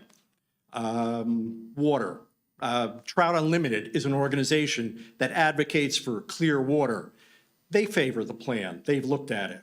So again, I'm just presenting an alternate point of view. Not everybody considers logging to be evil. In some places and in some contexts, it's very appropriate, and it's an important tool for managing wildlife. Thank you. Thank you.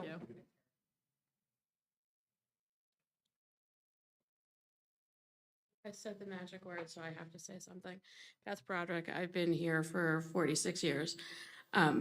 My questions are, how are you planning on working with Lake Mohawk regarding Lake Mohawk as a whole, the plaza, And my biggest pet peeve, traffic, because we're getting a buttload of cut-through traffic from Newton Sparta Road, from people going to 181, and a whole bunch of other stuff. Now is an excellent opportunity to work with Lake Mohawk so that I don't get run over and killed by a Pepsi truck, a Coke truck, the linen truck, or the box truck that almost hit me head on at 6:30 in the morning in front of Rob's house. There's already a 4-time weight limit. I'd really like to know how you guys are going to work with Lake Mohawk as part of the master plan and Andover so that their traffic isn't getting screwed up, but so that the bikers and the kids and the 80-year-olds that live on my street do not have a problem.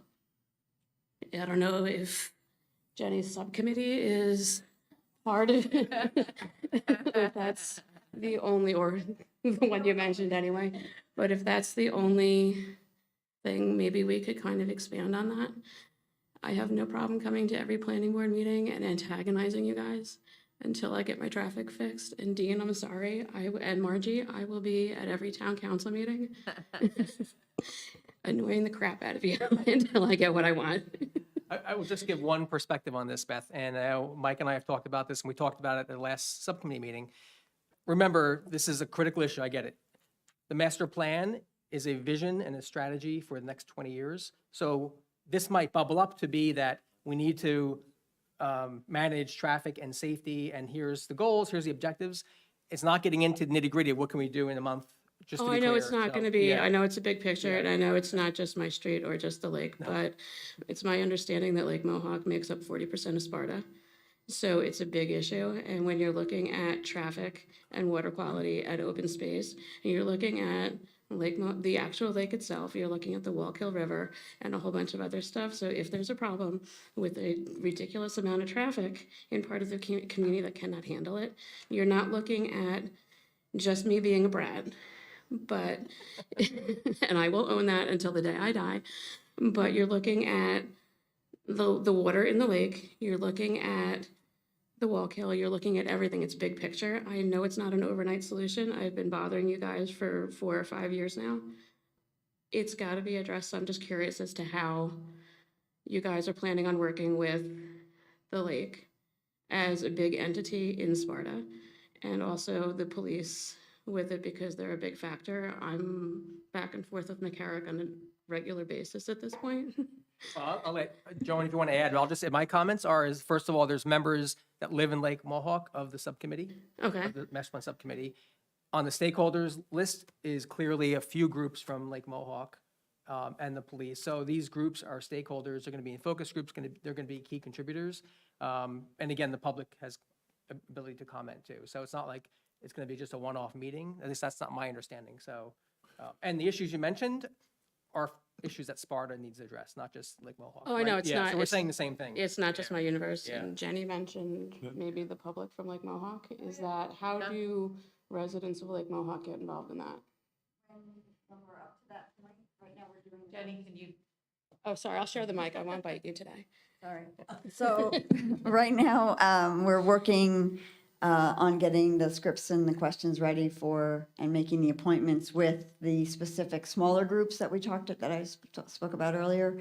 And then from there, once we get all of that information from those folks, then we will make wide open invitations. We have to establish when and where, what facilities. You know, hopefully this won't be big enough of a room to meet the needs. So we're going to have to get that. I would think that might be, I don't want to don't hold me to a timeline, but I'm thinking probably summer, maybe into the fall. Okay. Is that okay? Yeah, I just wanted to add though, you know, we've kind of, when we've said traffic over and over and over again tonight, we focus on Route 15, but that's not the only problem. So I appreciate you bringing that up. I mean, take a look at the intersection. Corporal Morris has said many times, the intersection of Sparta Avenue and 517. And as you're bringing up Lake Mohawk, so all of these different little pockets, and the circulation study should start to, we're going to focus on that, and we're going to direct them and we can incorporate it in there. And also, as we go to the police as one of our focus groups, I think we can take some of these questions and work with the police on that as well. And, you know, have them make recommendations as to one-way streets or other things, you know, that they see as important. Signage and, The issue that you bring up has been an issue for over 40 years. You know, I mean, yeah, I mean, I was involved, when I was with the police department, I was involved in the realignment of the end of the road where we put a turn lane in, because there used to be rear enders there, like twice, yeah, at North Shore. And putting that turn lane in. which is great, Yeah, but it still but- goes on and. But that was a solution to problems that were happening out on 517, not North Shore. I know the lake has worked with the police department over the years with a whole bunch of different solutions. All of them cost money. That's one of the things. They've put guards out there to, you know, to check stickers. That works for a while, and, you know, and then, but short of putting someone there all the time or putting a gate in, you know, it's They don't work. it's a difficult situation. They get my you rock know. wall every time they hit them. It's, They get flat tires on a regular basis in front of my house. the other thing that was done was there was a weight limit put on the bridge down at the end of the boardwalk. That's to try and get the trucks to not cut through. The problem is it then forces them to cut through either North Shore or South Shore to go to the golf club instead of continuing on West Shore, because they're supposed to go that direction. They're not supposed to be coming from North Shore all the way to the country club or any of the businesses in the plaza. I know some of them do, but that's one for the police department to enforce. Yeah, I've been talking with Chief McCarrick about that because I'm one of the people that pushed for the 4-ton weight restriction. Dean can attest to that. But the other thing too is, and Joan touched on this, when something happens on Route 15, like there was ice down at the bottom of the hill where 181 and 15 meet, there was a big, huge ice patch. So everybody got backed up on 181. People get pissed, they go down 517 into Newton, or when Reverend Brad and Pope John get out at 241, I can't get out of my road. People cut through. There's all kinds of issues up at the 181, 517 intersection, and the former mayor winds up in a telephone pole because of an accident. Stuff like that goes on all of the time. So I'm curious to see how we can resolve that, but also make sure that we don't have the overflow into the rural roads or the smaller roads as well, not just the counties. Well, that's, as we talked about, you know, traffic is the number one issue, and it's an overall, you know, it's an overall view of traffic, not just one specific place. Oh, yeah. We want to try and look at all of those issues, you know, as a whole. You know, I just think out loud, you know, can you imagine what town would be like if Route 15, the highway hadn't been built? You know, thank goodness we have that bypass in the town. It doesn't help the far end of town, but it does help the downtown area, you know, because traffic in the late 60s, early 70s was backed up to the bowling alley to try and make the turn down here. That's why the jug handle was put in. But it's, yeah, traffic is the number one issue. Just to expand on that, you're not a Brad. We need people like you to come forward, to have these conversations, to put that information out there, to let us know where all those trouble spots are, not just in Lake Mohawk, but elsewhere, to Joan's point. It's town-wide at this point. It's So- ridiculous. No, I understand. And as much as we hear all of these things and we want to put all these things and all these considerations into the master plan, to Dean's point, what we're doing is overarching, right? So what it comes down to is that once the master plan's in place and we give the guidance, then it's up to the council to put the ordinances in place to, you know, and then of course the police department and so on, to enforce all of those laws that get put in place based on, you know, the analysis that's done and the recommendations that come out there.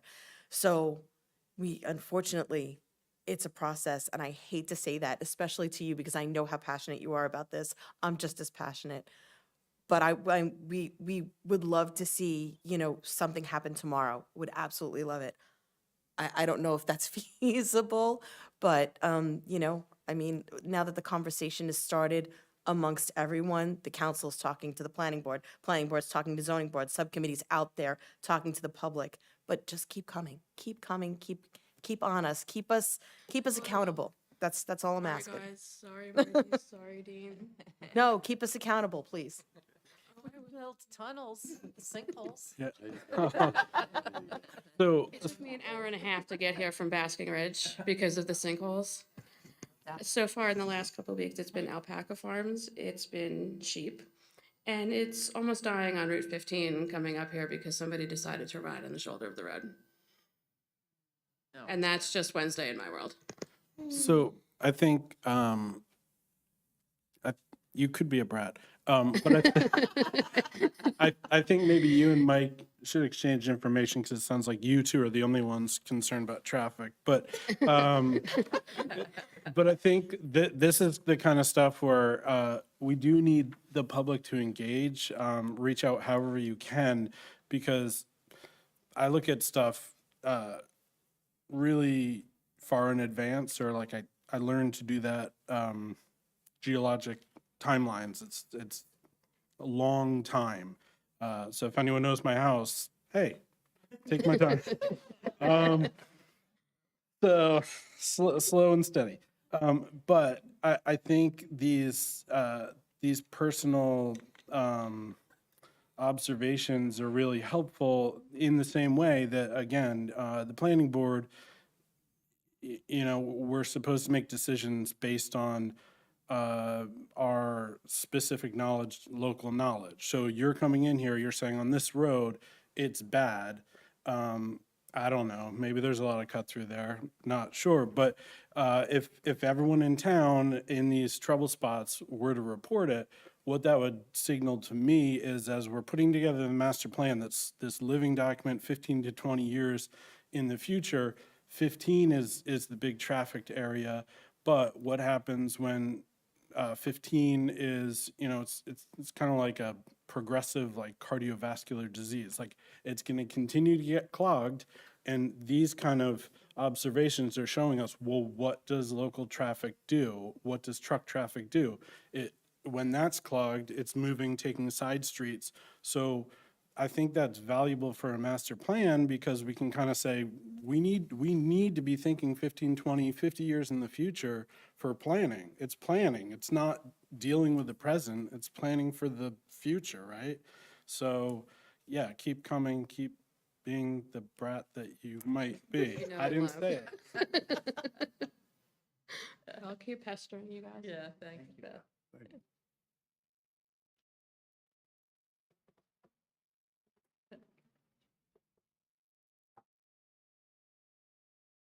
Hi, Ann Lopuk, and I'm a resident of Sparta. Thank you for all the people on the master planning committee. I know how much hard work that must have been, and you'll still have more hard work ahead of you.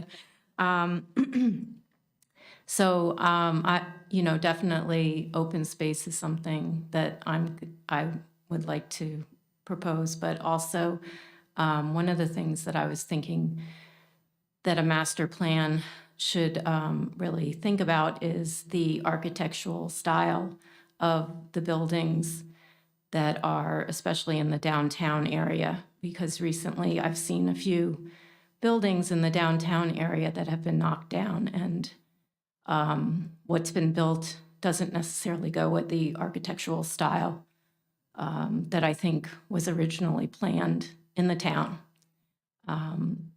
I'm not sure, but at one point when I first moved to town, I thought that there was a style called the Colonial Williamsburg style that was in our master plan. And I was just wondering if that was something that is actually in the master plan, and if it is, if it's something that we're going to consider in the future.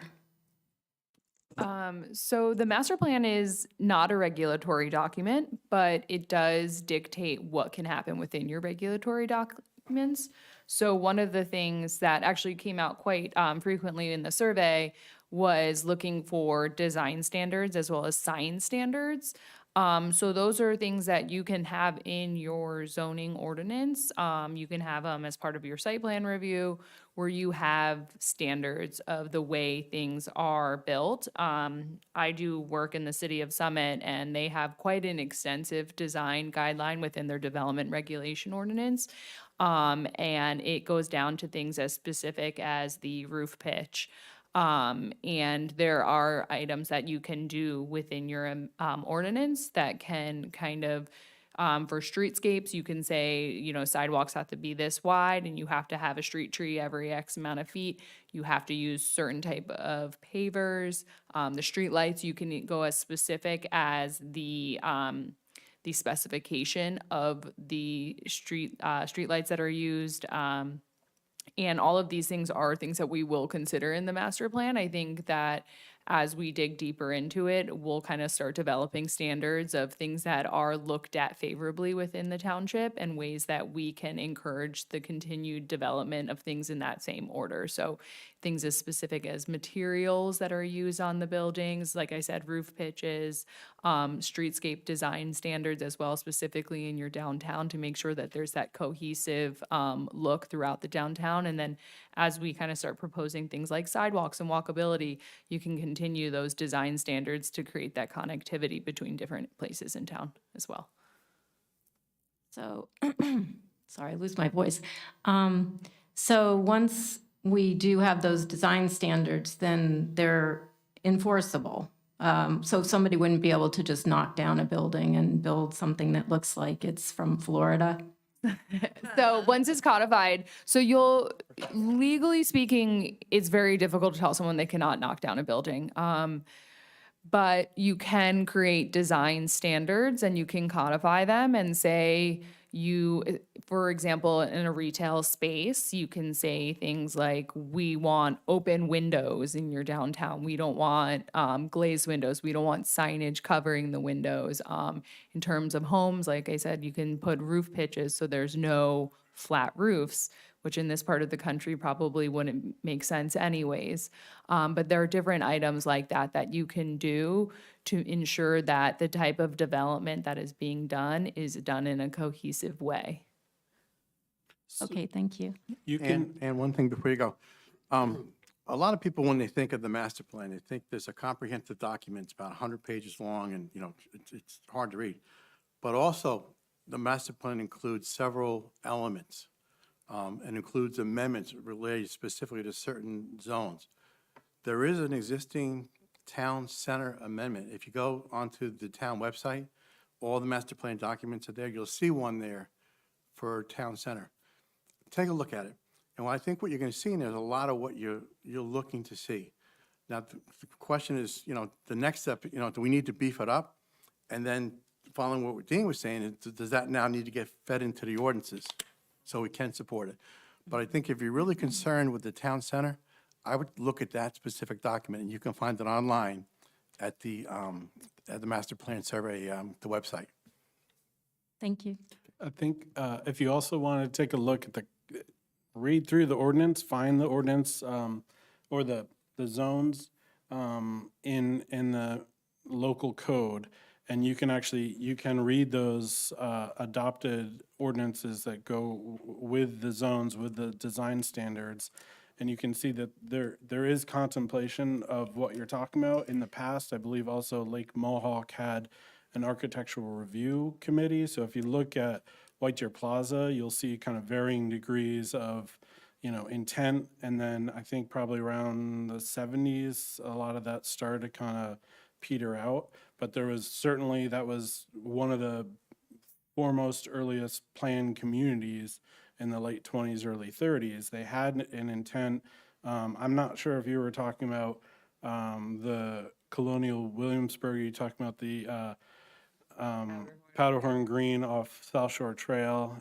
If you're talking about Lake Mohawk, I'm not sure if you were just, okay. So there is, It's just a rumor that I heard. so there's a Like colonial. back in the 90s when I moved here, so. Yeah, so it's probably the Colonial Village, which is a group of houses that are modeled after historic homes. Dean's shaking her head now, so I'll wait to be corrected. But it's the Powder Magazine from Williamsburg, and then surrounding it are historic houses. But if you look at the zoning code, you can read through. And then as far as demolishing, I have the same concern. I mean, we've had some Revolutionary era buildings that have been torn down. In the community that I'm from, I'm not from here. My wife is. But in our community, you had to notice. There's a very specific notice requirement with like a big sign, letters a certain size, and visible from the street. You had to public notice that you were demolishing a building. You had to notice the local historic society. And so that would give them time to kind of survey the building and at least take pictures, draw it up so that it was, saved. But it would also allow members of the public to say, look, this is a really important building, and, maybe you don't realize this. And so it gave a little bit of time. I think it was a 30 to 45 day initial notice. And then if anyone wrote a letter to planning and zoning, it would trigger an additional 30-day review. And so that, to me, kind of is a no-brainer, and actually use that process to preserve one of my ancestors' houses back to the 1640s in Connecticut, where it didn't actually stop it from a progress standpoint, because to the planner's point, a property owner has certain rights to do with what they will. But what I've found is, if you educate the owner, like, hey, this house survived, 1640s, it was the first female landowner in the New World, and it got hit by British cannon fire, during the Revolutionary War. Maybe save this, build your mansion over here, and you can show this off. And so that's what they did. So I think education is kind of the solution there. But helping that is kind of underpinning it with just some simple regulations. So I appreciate where you're coming from. Thank you. Thank you. Thank you. Oh, and one more thing. The person from Andover, I think everybody, I know Christine knows, but we do have a trail committee in Sparta, and we've been meeting once a month, and we would like to reach out to other towns as well. So we'd appreciate the contact information. Hi, Jean Reinauer, Sparta, originally from Wyckoff in Bergen County, a town that had a whole lot of old houses and still does. Since I've been here so darn long, there was discussion in the late 1990s, what Ann is referencing, by Dave Trost, who used to be our township planner and I think did an amazing job. And He's that's also what, from Wyckoff.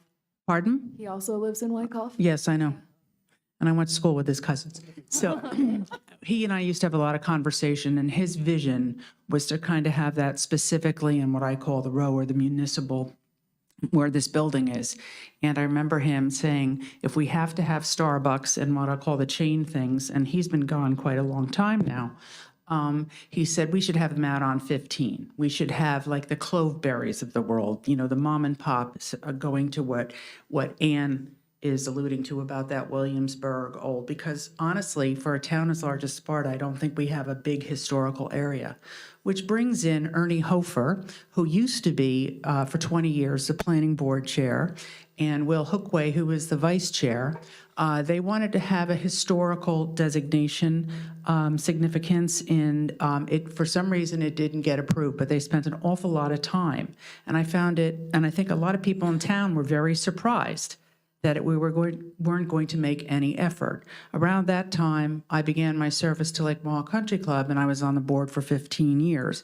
And I have always wanted to, and alluding to what Rob was talking about, there was a board member who shall remain nameless who wanted to tear down Lake Mohawk Country Club. I had conversations with previous council members saying, you need to find an ordinance, a code, something. I said, that's a $5 million asset on the township tax rolls. And I said, so that contributes quite a bit of revenue to the town. You don't want somebody to tear it down. And they talked about, oh, put in a Waffle House. And this guy was serious. Okay?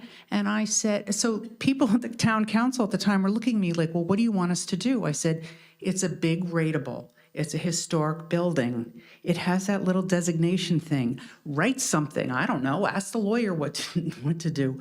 But do something so they can't tear it down. They may be able to make modifications, do some things, adjust with the business flow, but you're never going to recreate that building. So I just want to definitely put that out from the plan thing. And I do think Dave Trost was right about trying to preserve the character.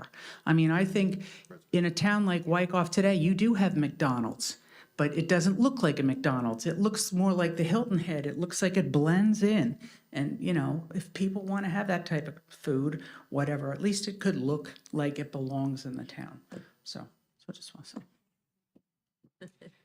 Go to Montclair and take a look. They do have a historic preservation overlay, which is a really nice thing to have, and it is something, I know, costs money. We have to figure out how to get that part done. I agree with the comments that were just made. I also just want to review the water issue. Just so everyone knows that there has been a USGS study that was done in the Catskills that confirmed that logging does affect water quality.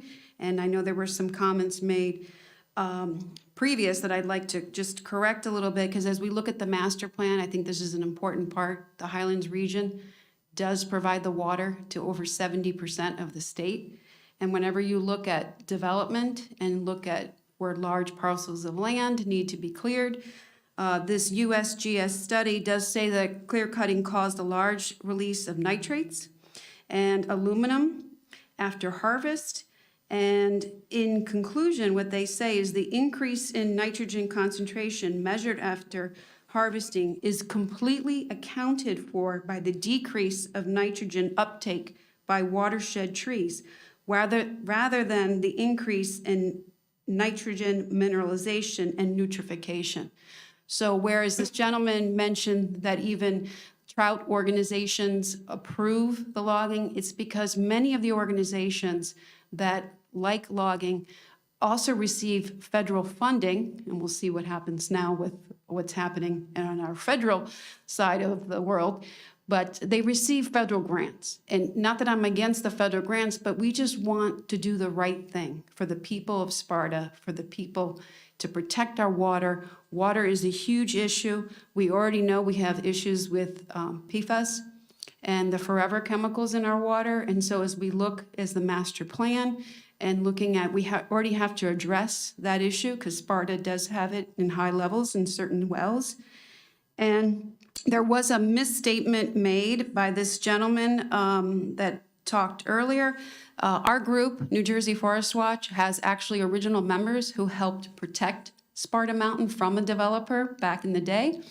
And what's interesting is that on the original sign, right as you come in off of Edison Road, it used to say Sparta Mountain, and it was a joint venture with the Victoria Foundation, Green Acres, and New Jersey Audubon. And because of the, quote, controversy that this issue has brought, the state decided, doesn't have money to do other things, but decided to change all of the signs in the state to call them now wildlife management areas. The only thing that needs to be managed is people, not nature. And I think we all can agree in many ways that this is something that is very interesting when we hear the term wildlife management. My last point, which is kind of interesting as well, is that I will leave with all of you that when we think about how our open spaces need to be respected, they are for everyone. They're not just for certain groups or certain birds or certain species that may be the species of preference for that time, but we really need to look at it comprehensive and look at, I think someone mentioned doing environmental assessment studies. That's something that you all should know that the state has never done. There's degradation that's happened. There has been vernal pools impacted, the logging. I think you also mentioned steep slopes. If you've been on Sparta Mountain, that is a steep slope, heavily rock area, Precambrian in its geology. That's not an area that should be logged, and yet, you know, the state continues.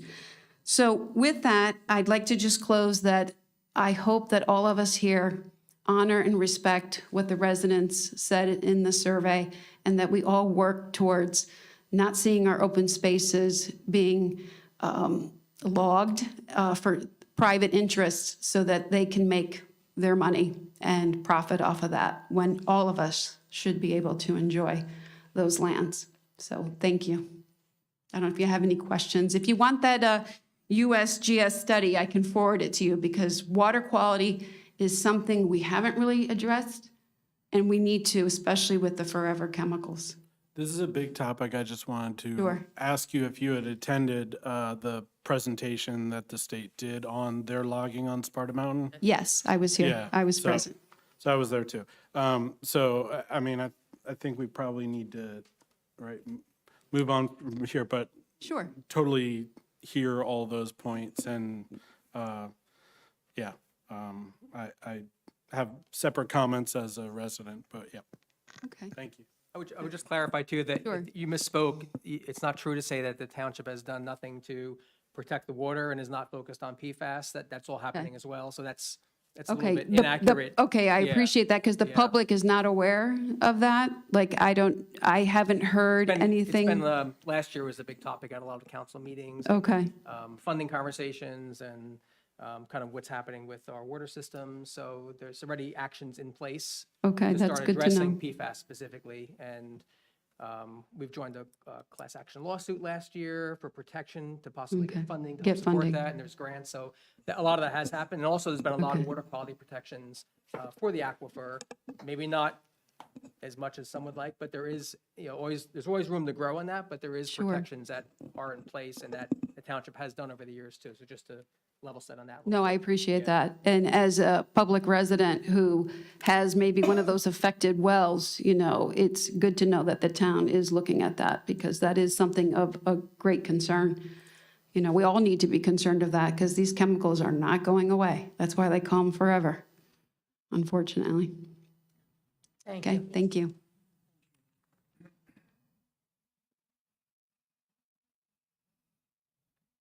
Anybody else?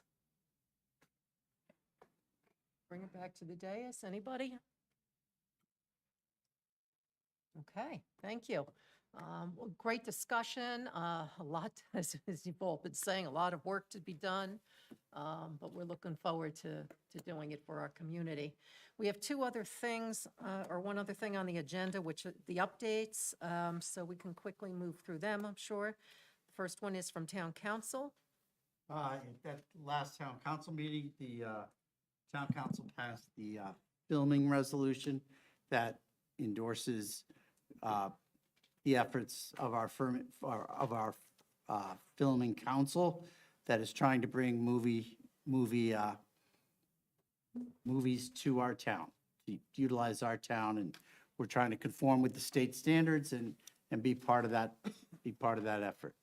And as I also said, we made the resolution to align ourselves, at least for the moment, with the state master plan at this point. The county master plan. And we have the option of working with the Highlands Council, correct, at any time. I think that's right. Right, Lindsay? Okay, thank you. I couldn't see you if you were looking at me. Right, so we That's should it. hear from both. Right, thank you. Thank you. Environmental Commission? Yes, thank you. We have several exciting things happening on the Environmental Commission as usual. The first thing that we did at our meeting, which was on April 10th, is we looked at the West Shore Trail Bridge project. And I believe that was mentioned earlier in the evening. And they're going to be, the state is going to be redoing the bridge, perhaps widening it, taking out those bumps that were mentioned. We looked at the blueprint and the application, and what, the only question we had, one of the only questions we had was what is the impact going to be to the stream wildlife that are downstream? And we weren't sure that they were monitoring before and then during and then after to see if there's any impact. And so our chair will be sending a letter to them so they can clarify. Yeah, so that was one thing. And then another thing is we had learned that the town council had passed the land use pledge for our Sustainable New Jersey certification, so we're very grateful for that. Thank you. A reminder that at Sparta Middle School on May 3rd, there's going to be a big bash because every day is Earth Day at Sparta Middle School. This is May 3rd from 10 o'clock to 2.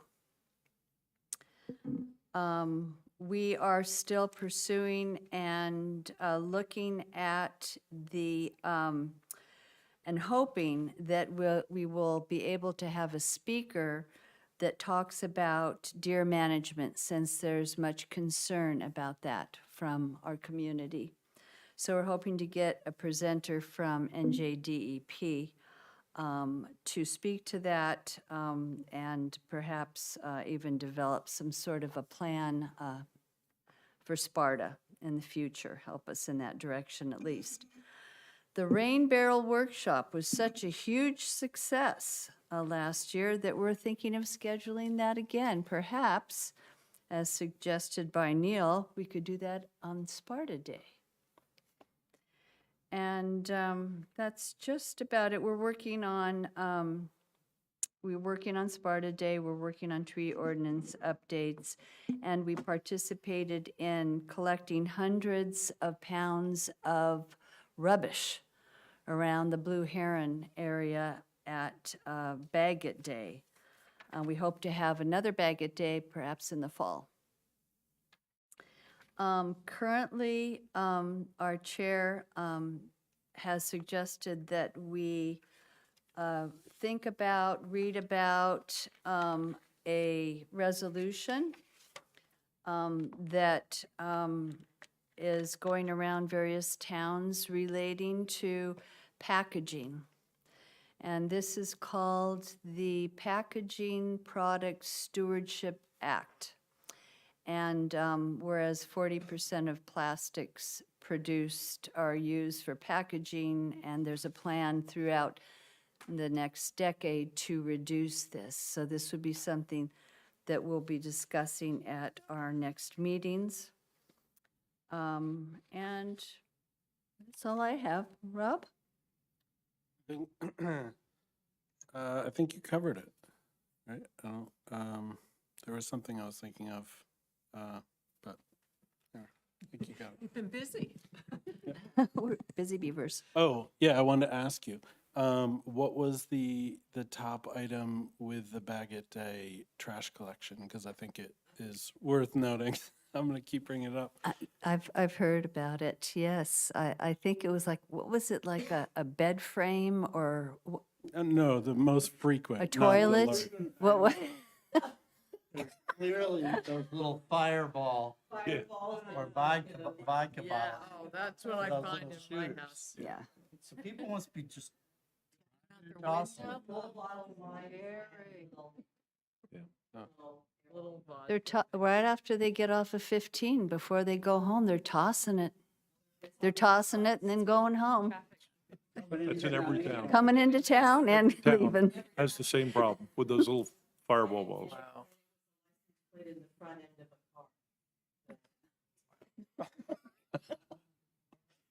Yeah. So all sorts of treasures. So please consider joining us in the fall if we do the Bagot Day. You'll may find a treasure, you never know. A real treasure.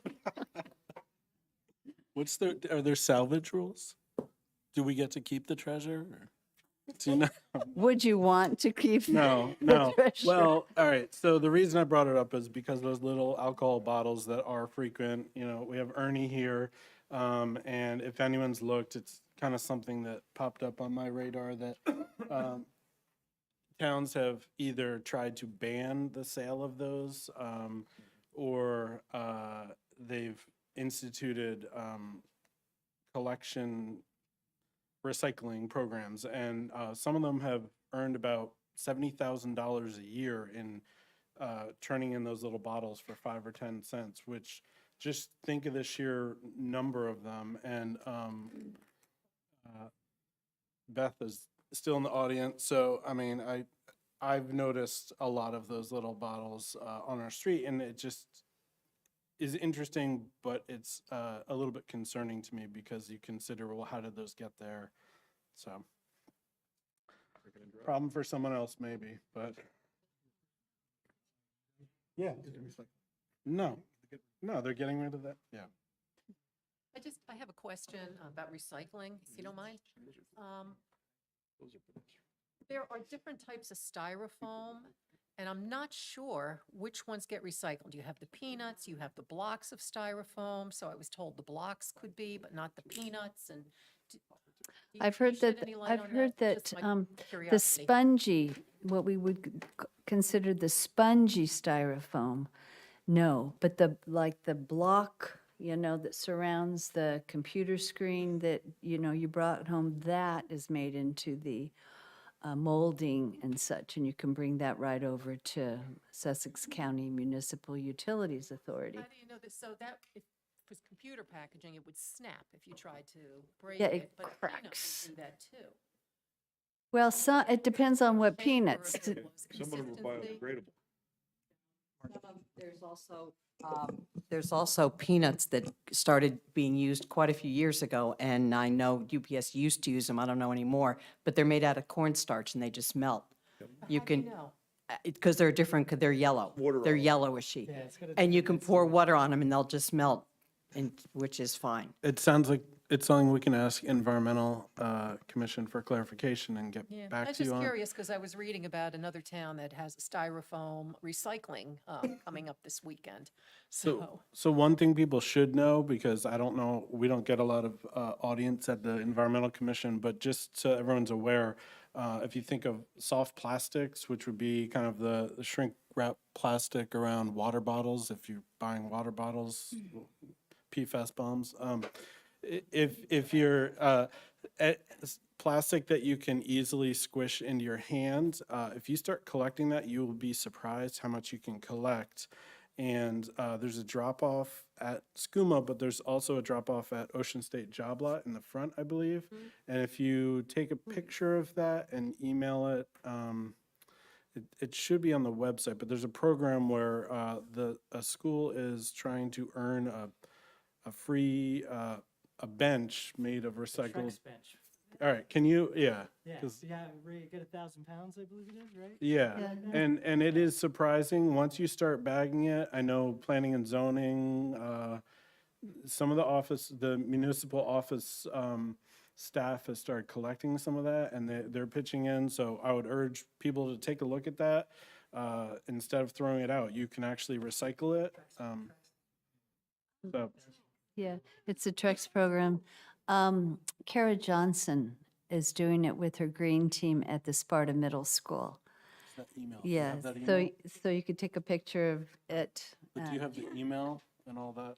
Is that on You the could go to website? Sparta Middle School maybe and, Okay. and get Kara Johnson's email, but she's saving for that. I remember when I taught at Pope John, we got a couple of bird houses, a couple of benches. That's early on. It was easy to get prizes then. Now people are doing it. But yeah, and I think, but I'm not sure if you missed the lecture, the EC, when we invited the recycle coordinator from Skamua to our meeting. She gave a full presentation, and I believe it's posted. It might be posted on the town website for the EC page. So you could go back and get a lot of those answers to your questions. One thing that astounded me is that don't take off the bottle top, leave it on. Because when it goes through a conveyor, they're looking for that bottle cap to be there for it to qualify as being recycled for some reason. So there's actually, it uses cameras and automates the process. So normally, I think everyone's probably used to taking the screw top off of a soda bottle or a water bottle. If you do that, it makes it harder for the camera to recognize that that's a bottle and sort it appropriately. So, yeah, the presentation, if it's posted, it would be worthwhile to watch. Yeah, fascinating tidbits. YouTube. Oh, yeah. I mean, Okay. Sorry, Dale. Thank you. All right, thank you. Rob, an update from the. Minor site plan? Subcommittee. How detailed do you want me to go here? I mean, not. Well, anyway, I mean, very generally. Okay, so. All right, so we've referred an application to the full planning board a couple times. We're still working on that. It's pretty complex. We have referred a few Pilates, I mean, specifically, to, well, so, all right, so we've had some Pilates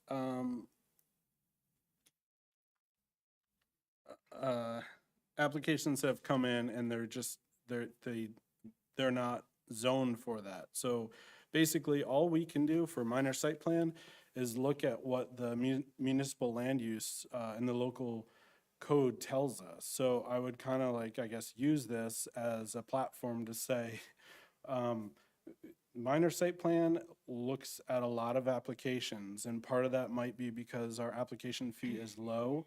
And I'm gonna maybe get myself into trouble in saying that the employees and the volunteers are doing a lot of work to review these to determine, can we even move these applications forward, or should they, do we then send them to planning or zoning?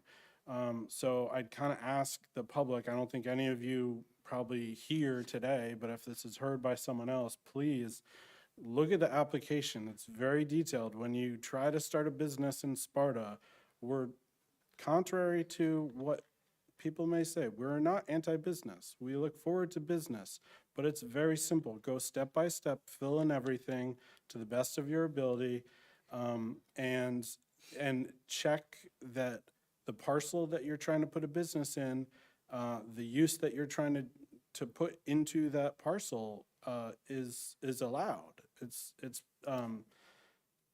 straightforward. If it's not allowed, then the minor site plan can't approve it. It's beyond us. It's not us trying to be difficult. We just have to refer it on. So this is what a lot of this is we have a very complex application with a restaurant. It was referred to planning board several times. We have a couple Pilates applications, but they're not zoned. So when we talk about this town is supposed to look a certain way, there's design standards, there's intensity of uses, and it all comes together in what we think makes the most sense for current and future traffic. And all we're doing is adhering to that. If the members even of the public disagree with that, I would welcome them to suggest new ordinances or changes to the code, but no one can go past what the local zoning code offers. And so I rely on that, and we do our best. I know the employees do their best. And so, yeah, if you could just help us. I mean, I heard, I'm still learning this. So my training was, I get a couch and I try to put it in my living room. If it doesn't fit in my living room, it's a bulk variance, and it's gonna have to go to the planning board. If I decide I want to put it in my kitchen instead, it's a use variance, and it's go to the zoning board. And it's kind of as straightforward as that. So I encourage you to, talk to planning and zoning, do your application, but please fill it all out And please don't try to circumvent the system because it'll just get kicked back and it's just wasting people's time. So, I don't know. I don't know that there's any specific other okay. No, just with the Pilates, though, you said it's not zoned, but just to clarify, Well, okay. it is it's allowed in certain zones and not mentioned in the ordinance in others. So- Which, if it's not mentioned, it's prohibited. Yeah, So some zones. If it's not that- mentioned, it's presumed prohibited. Presumed, okay. Prohibited, yes. So We if, can't grant waivers. yeah, so if it's not listed, it's presumed prohibited. If people do not agree with that, then we just need to fix the zoning and add uses in that zone. But until such time, that's what we're relying on. Okay, thank you. I think that concludes all of our business. I want to thank everybody. Can I just say Oh, one of thing? course. Just relative to the minor site plan, if I could. You know, one of the big issues I think we're all seeing are signs. You know, there's a lot of signs that are going up that we just can't get evidence if they were approved or not. Some are bigger than we think they should be, but they may have gotten variances, we can't prove it. Some are internally lit, again, may have got a variance, but we can't prove it. So I think, you know, if Mark, I'm gonna look to you if I can get some help. And Dean, I think you're both on the new business committees. Sorry, both on the new business committees. What I'd like to do is, would you mind just reminding people, if anyone's going to put up a new sign, there are approvals that have to occur before, because I'm not sure that message is out. We actually heard from one applicant we brought in that they didn't know they had to come to us. They thought someone else had the approval authority. So it will help everybody. Just make sure people know, and if they could bring that back to the Chamber of Commerce and just get the word out. So it will avoid a lot of frustration down the road.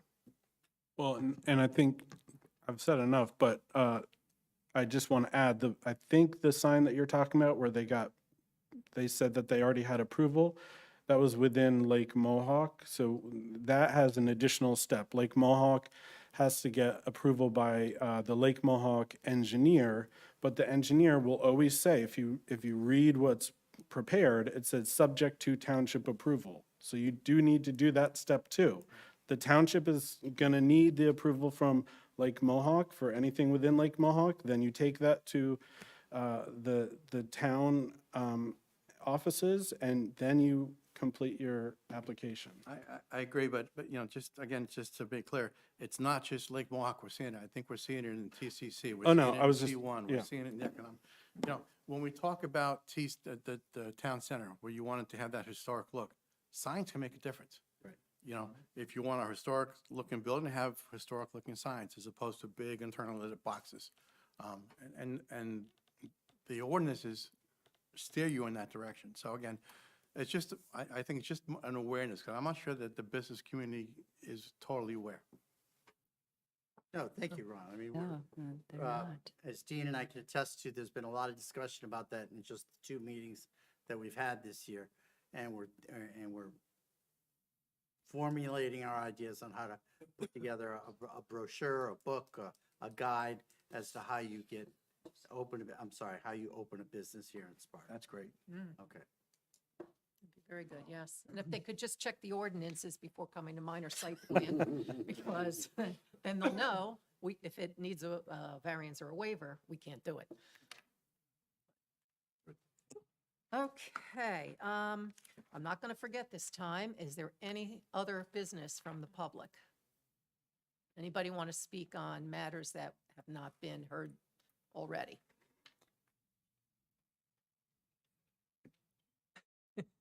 Just telling everybody to zip it.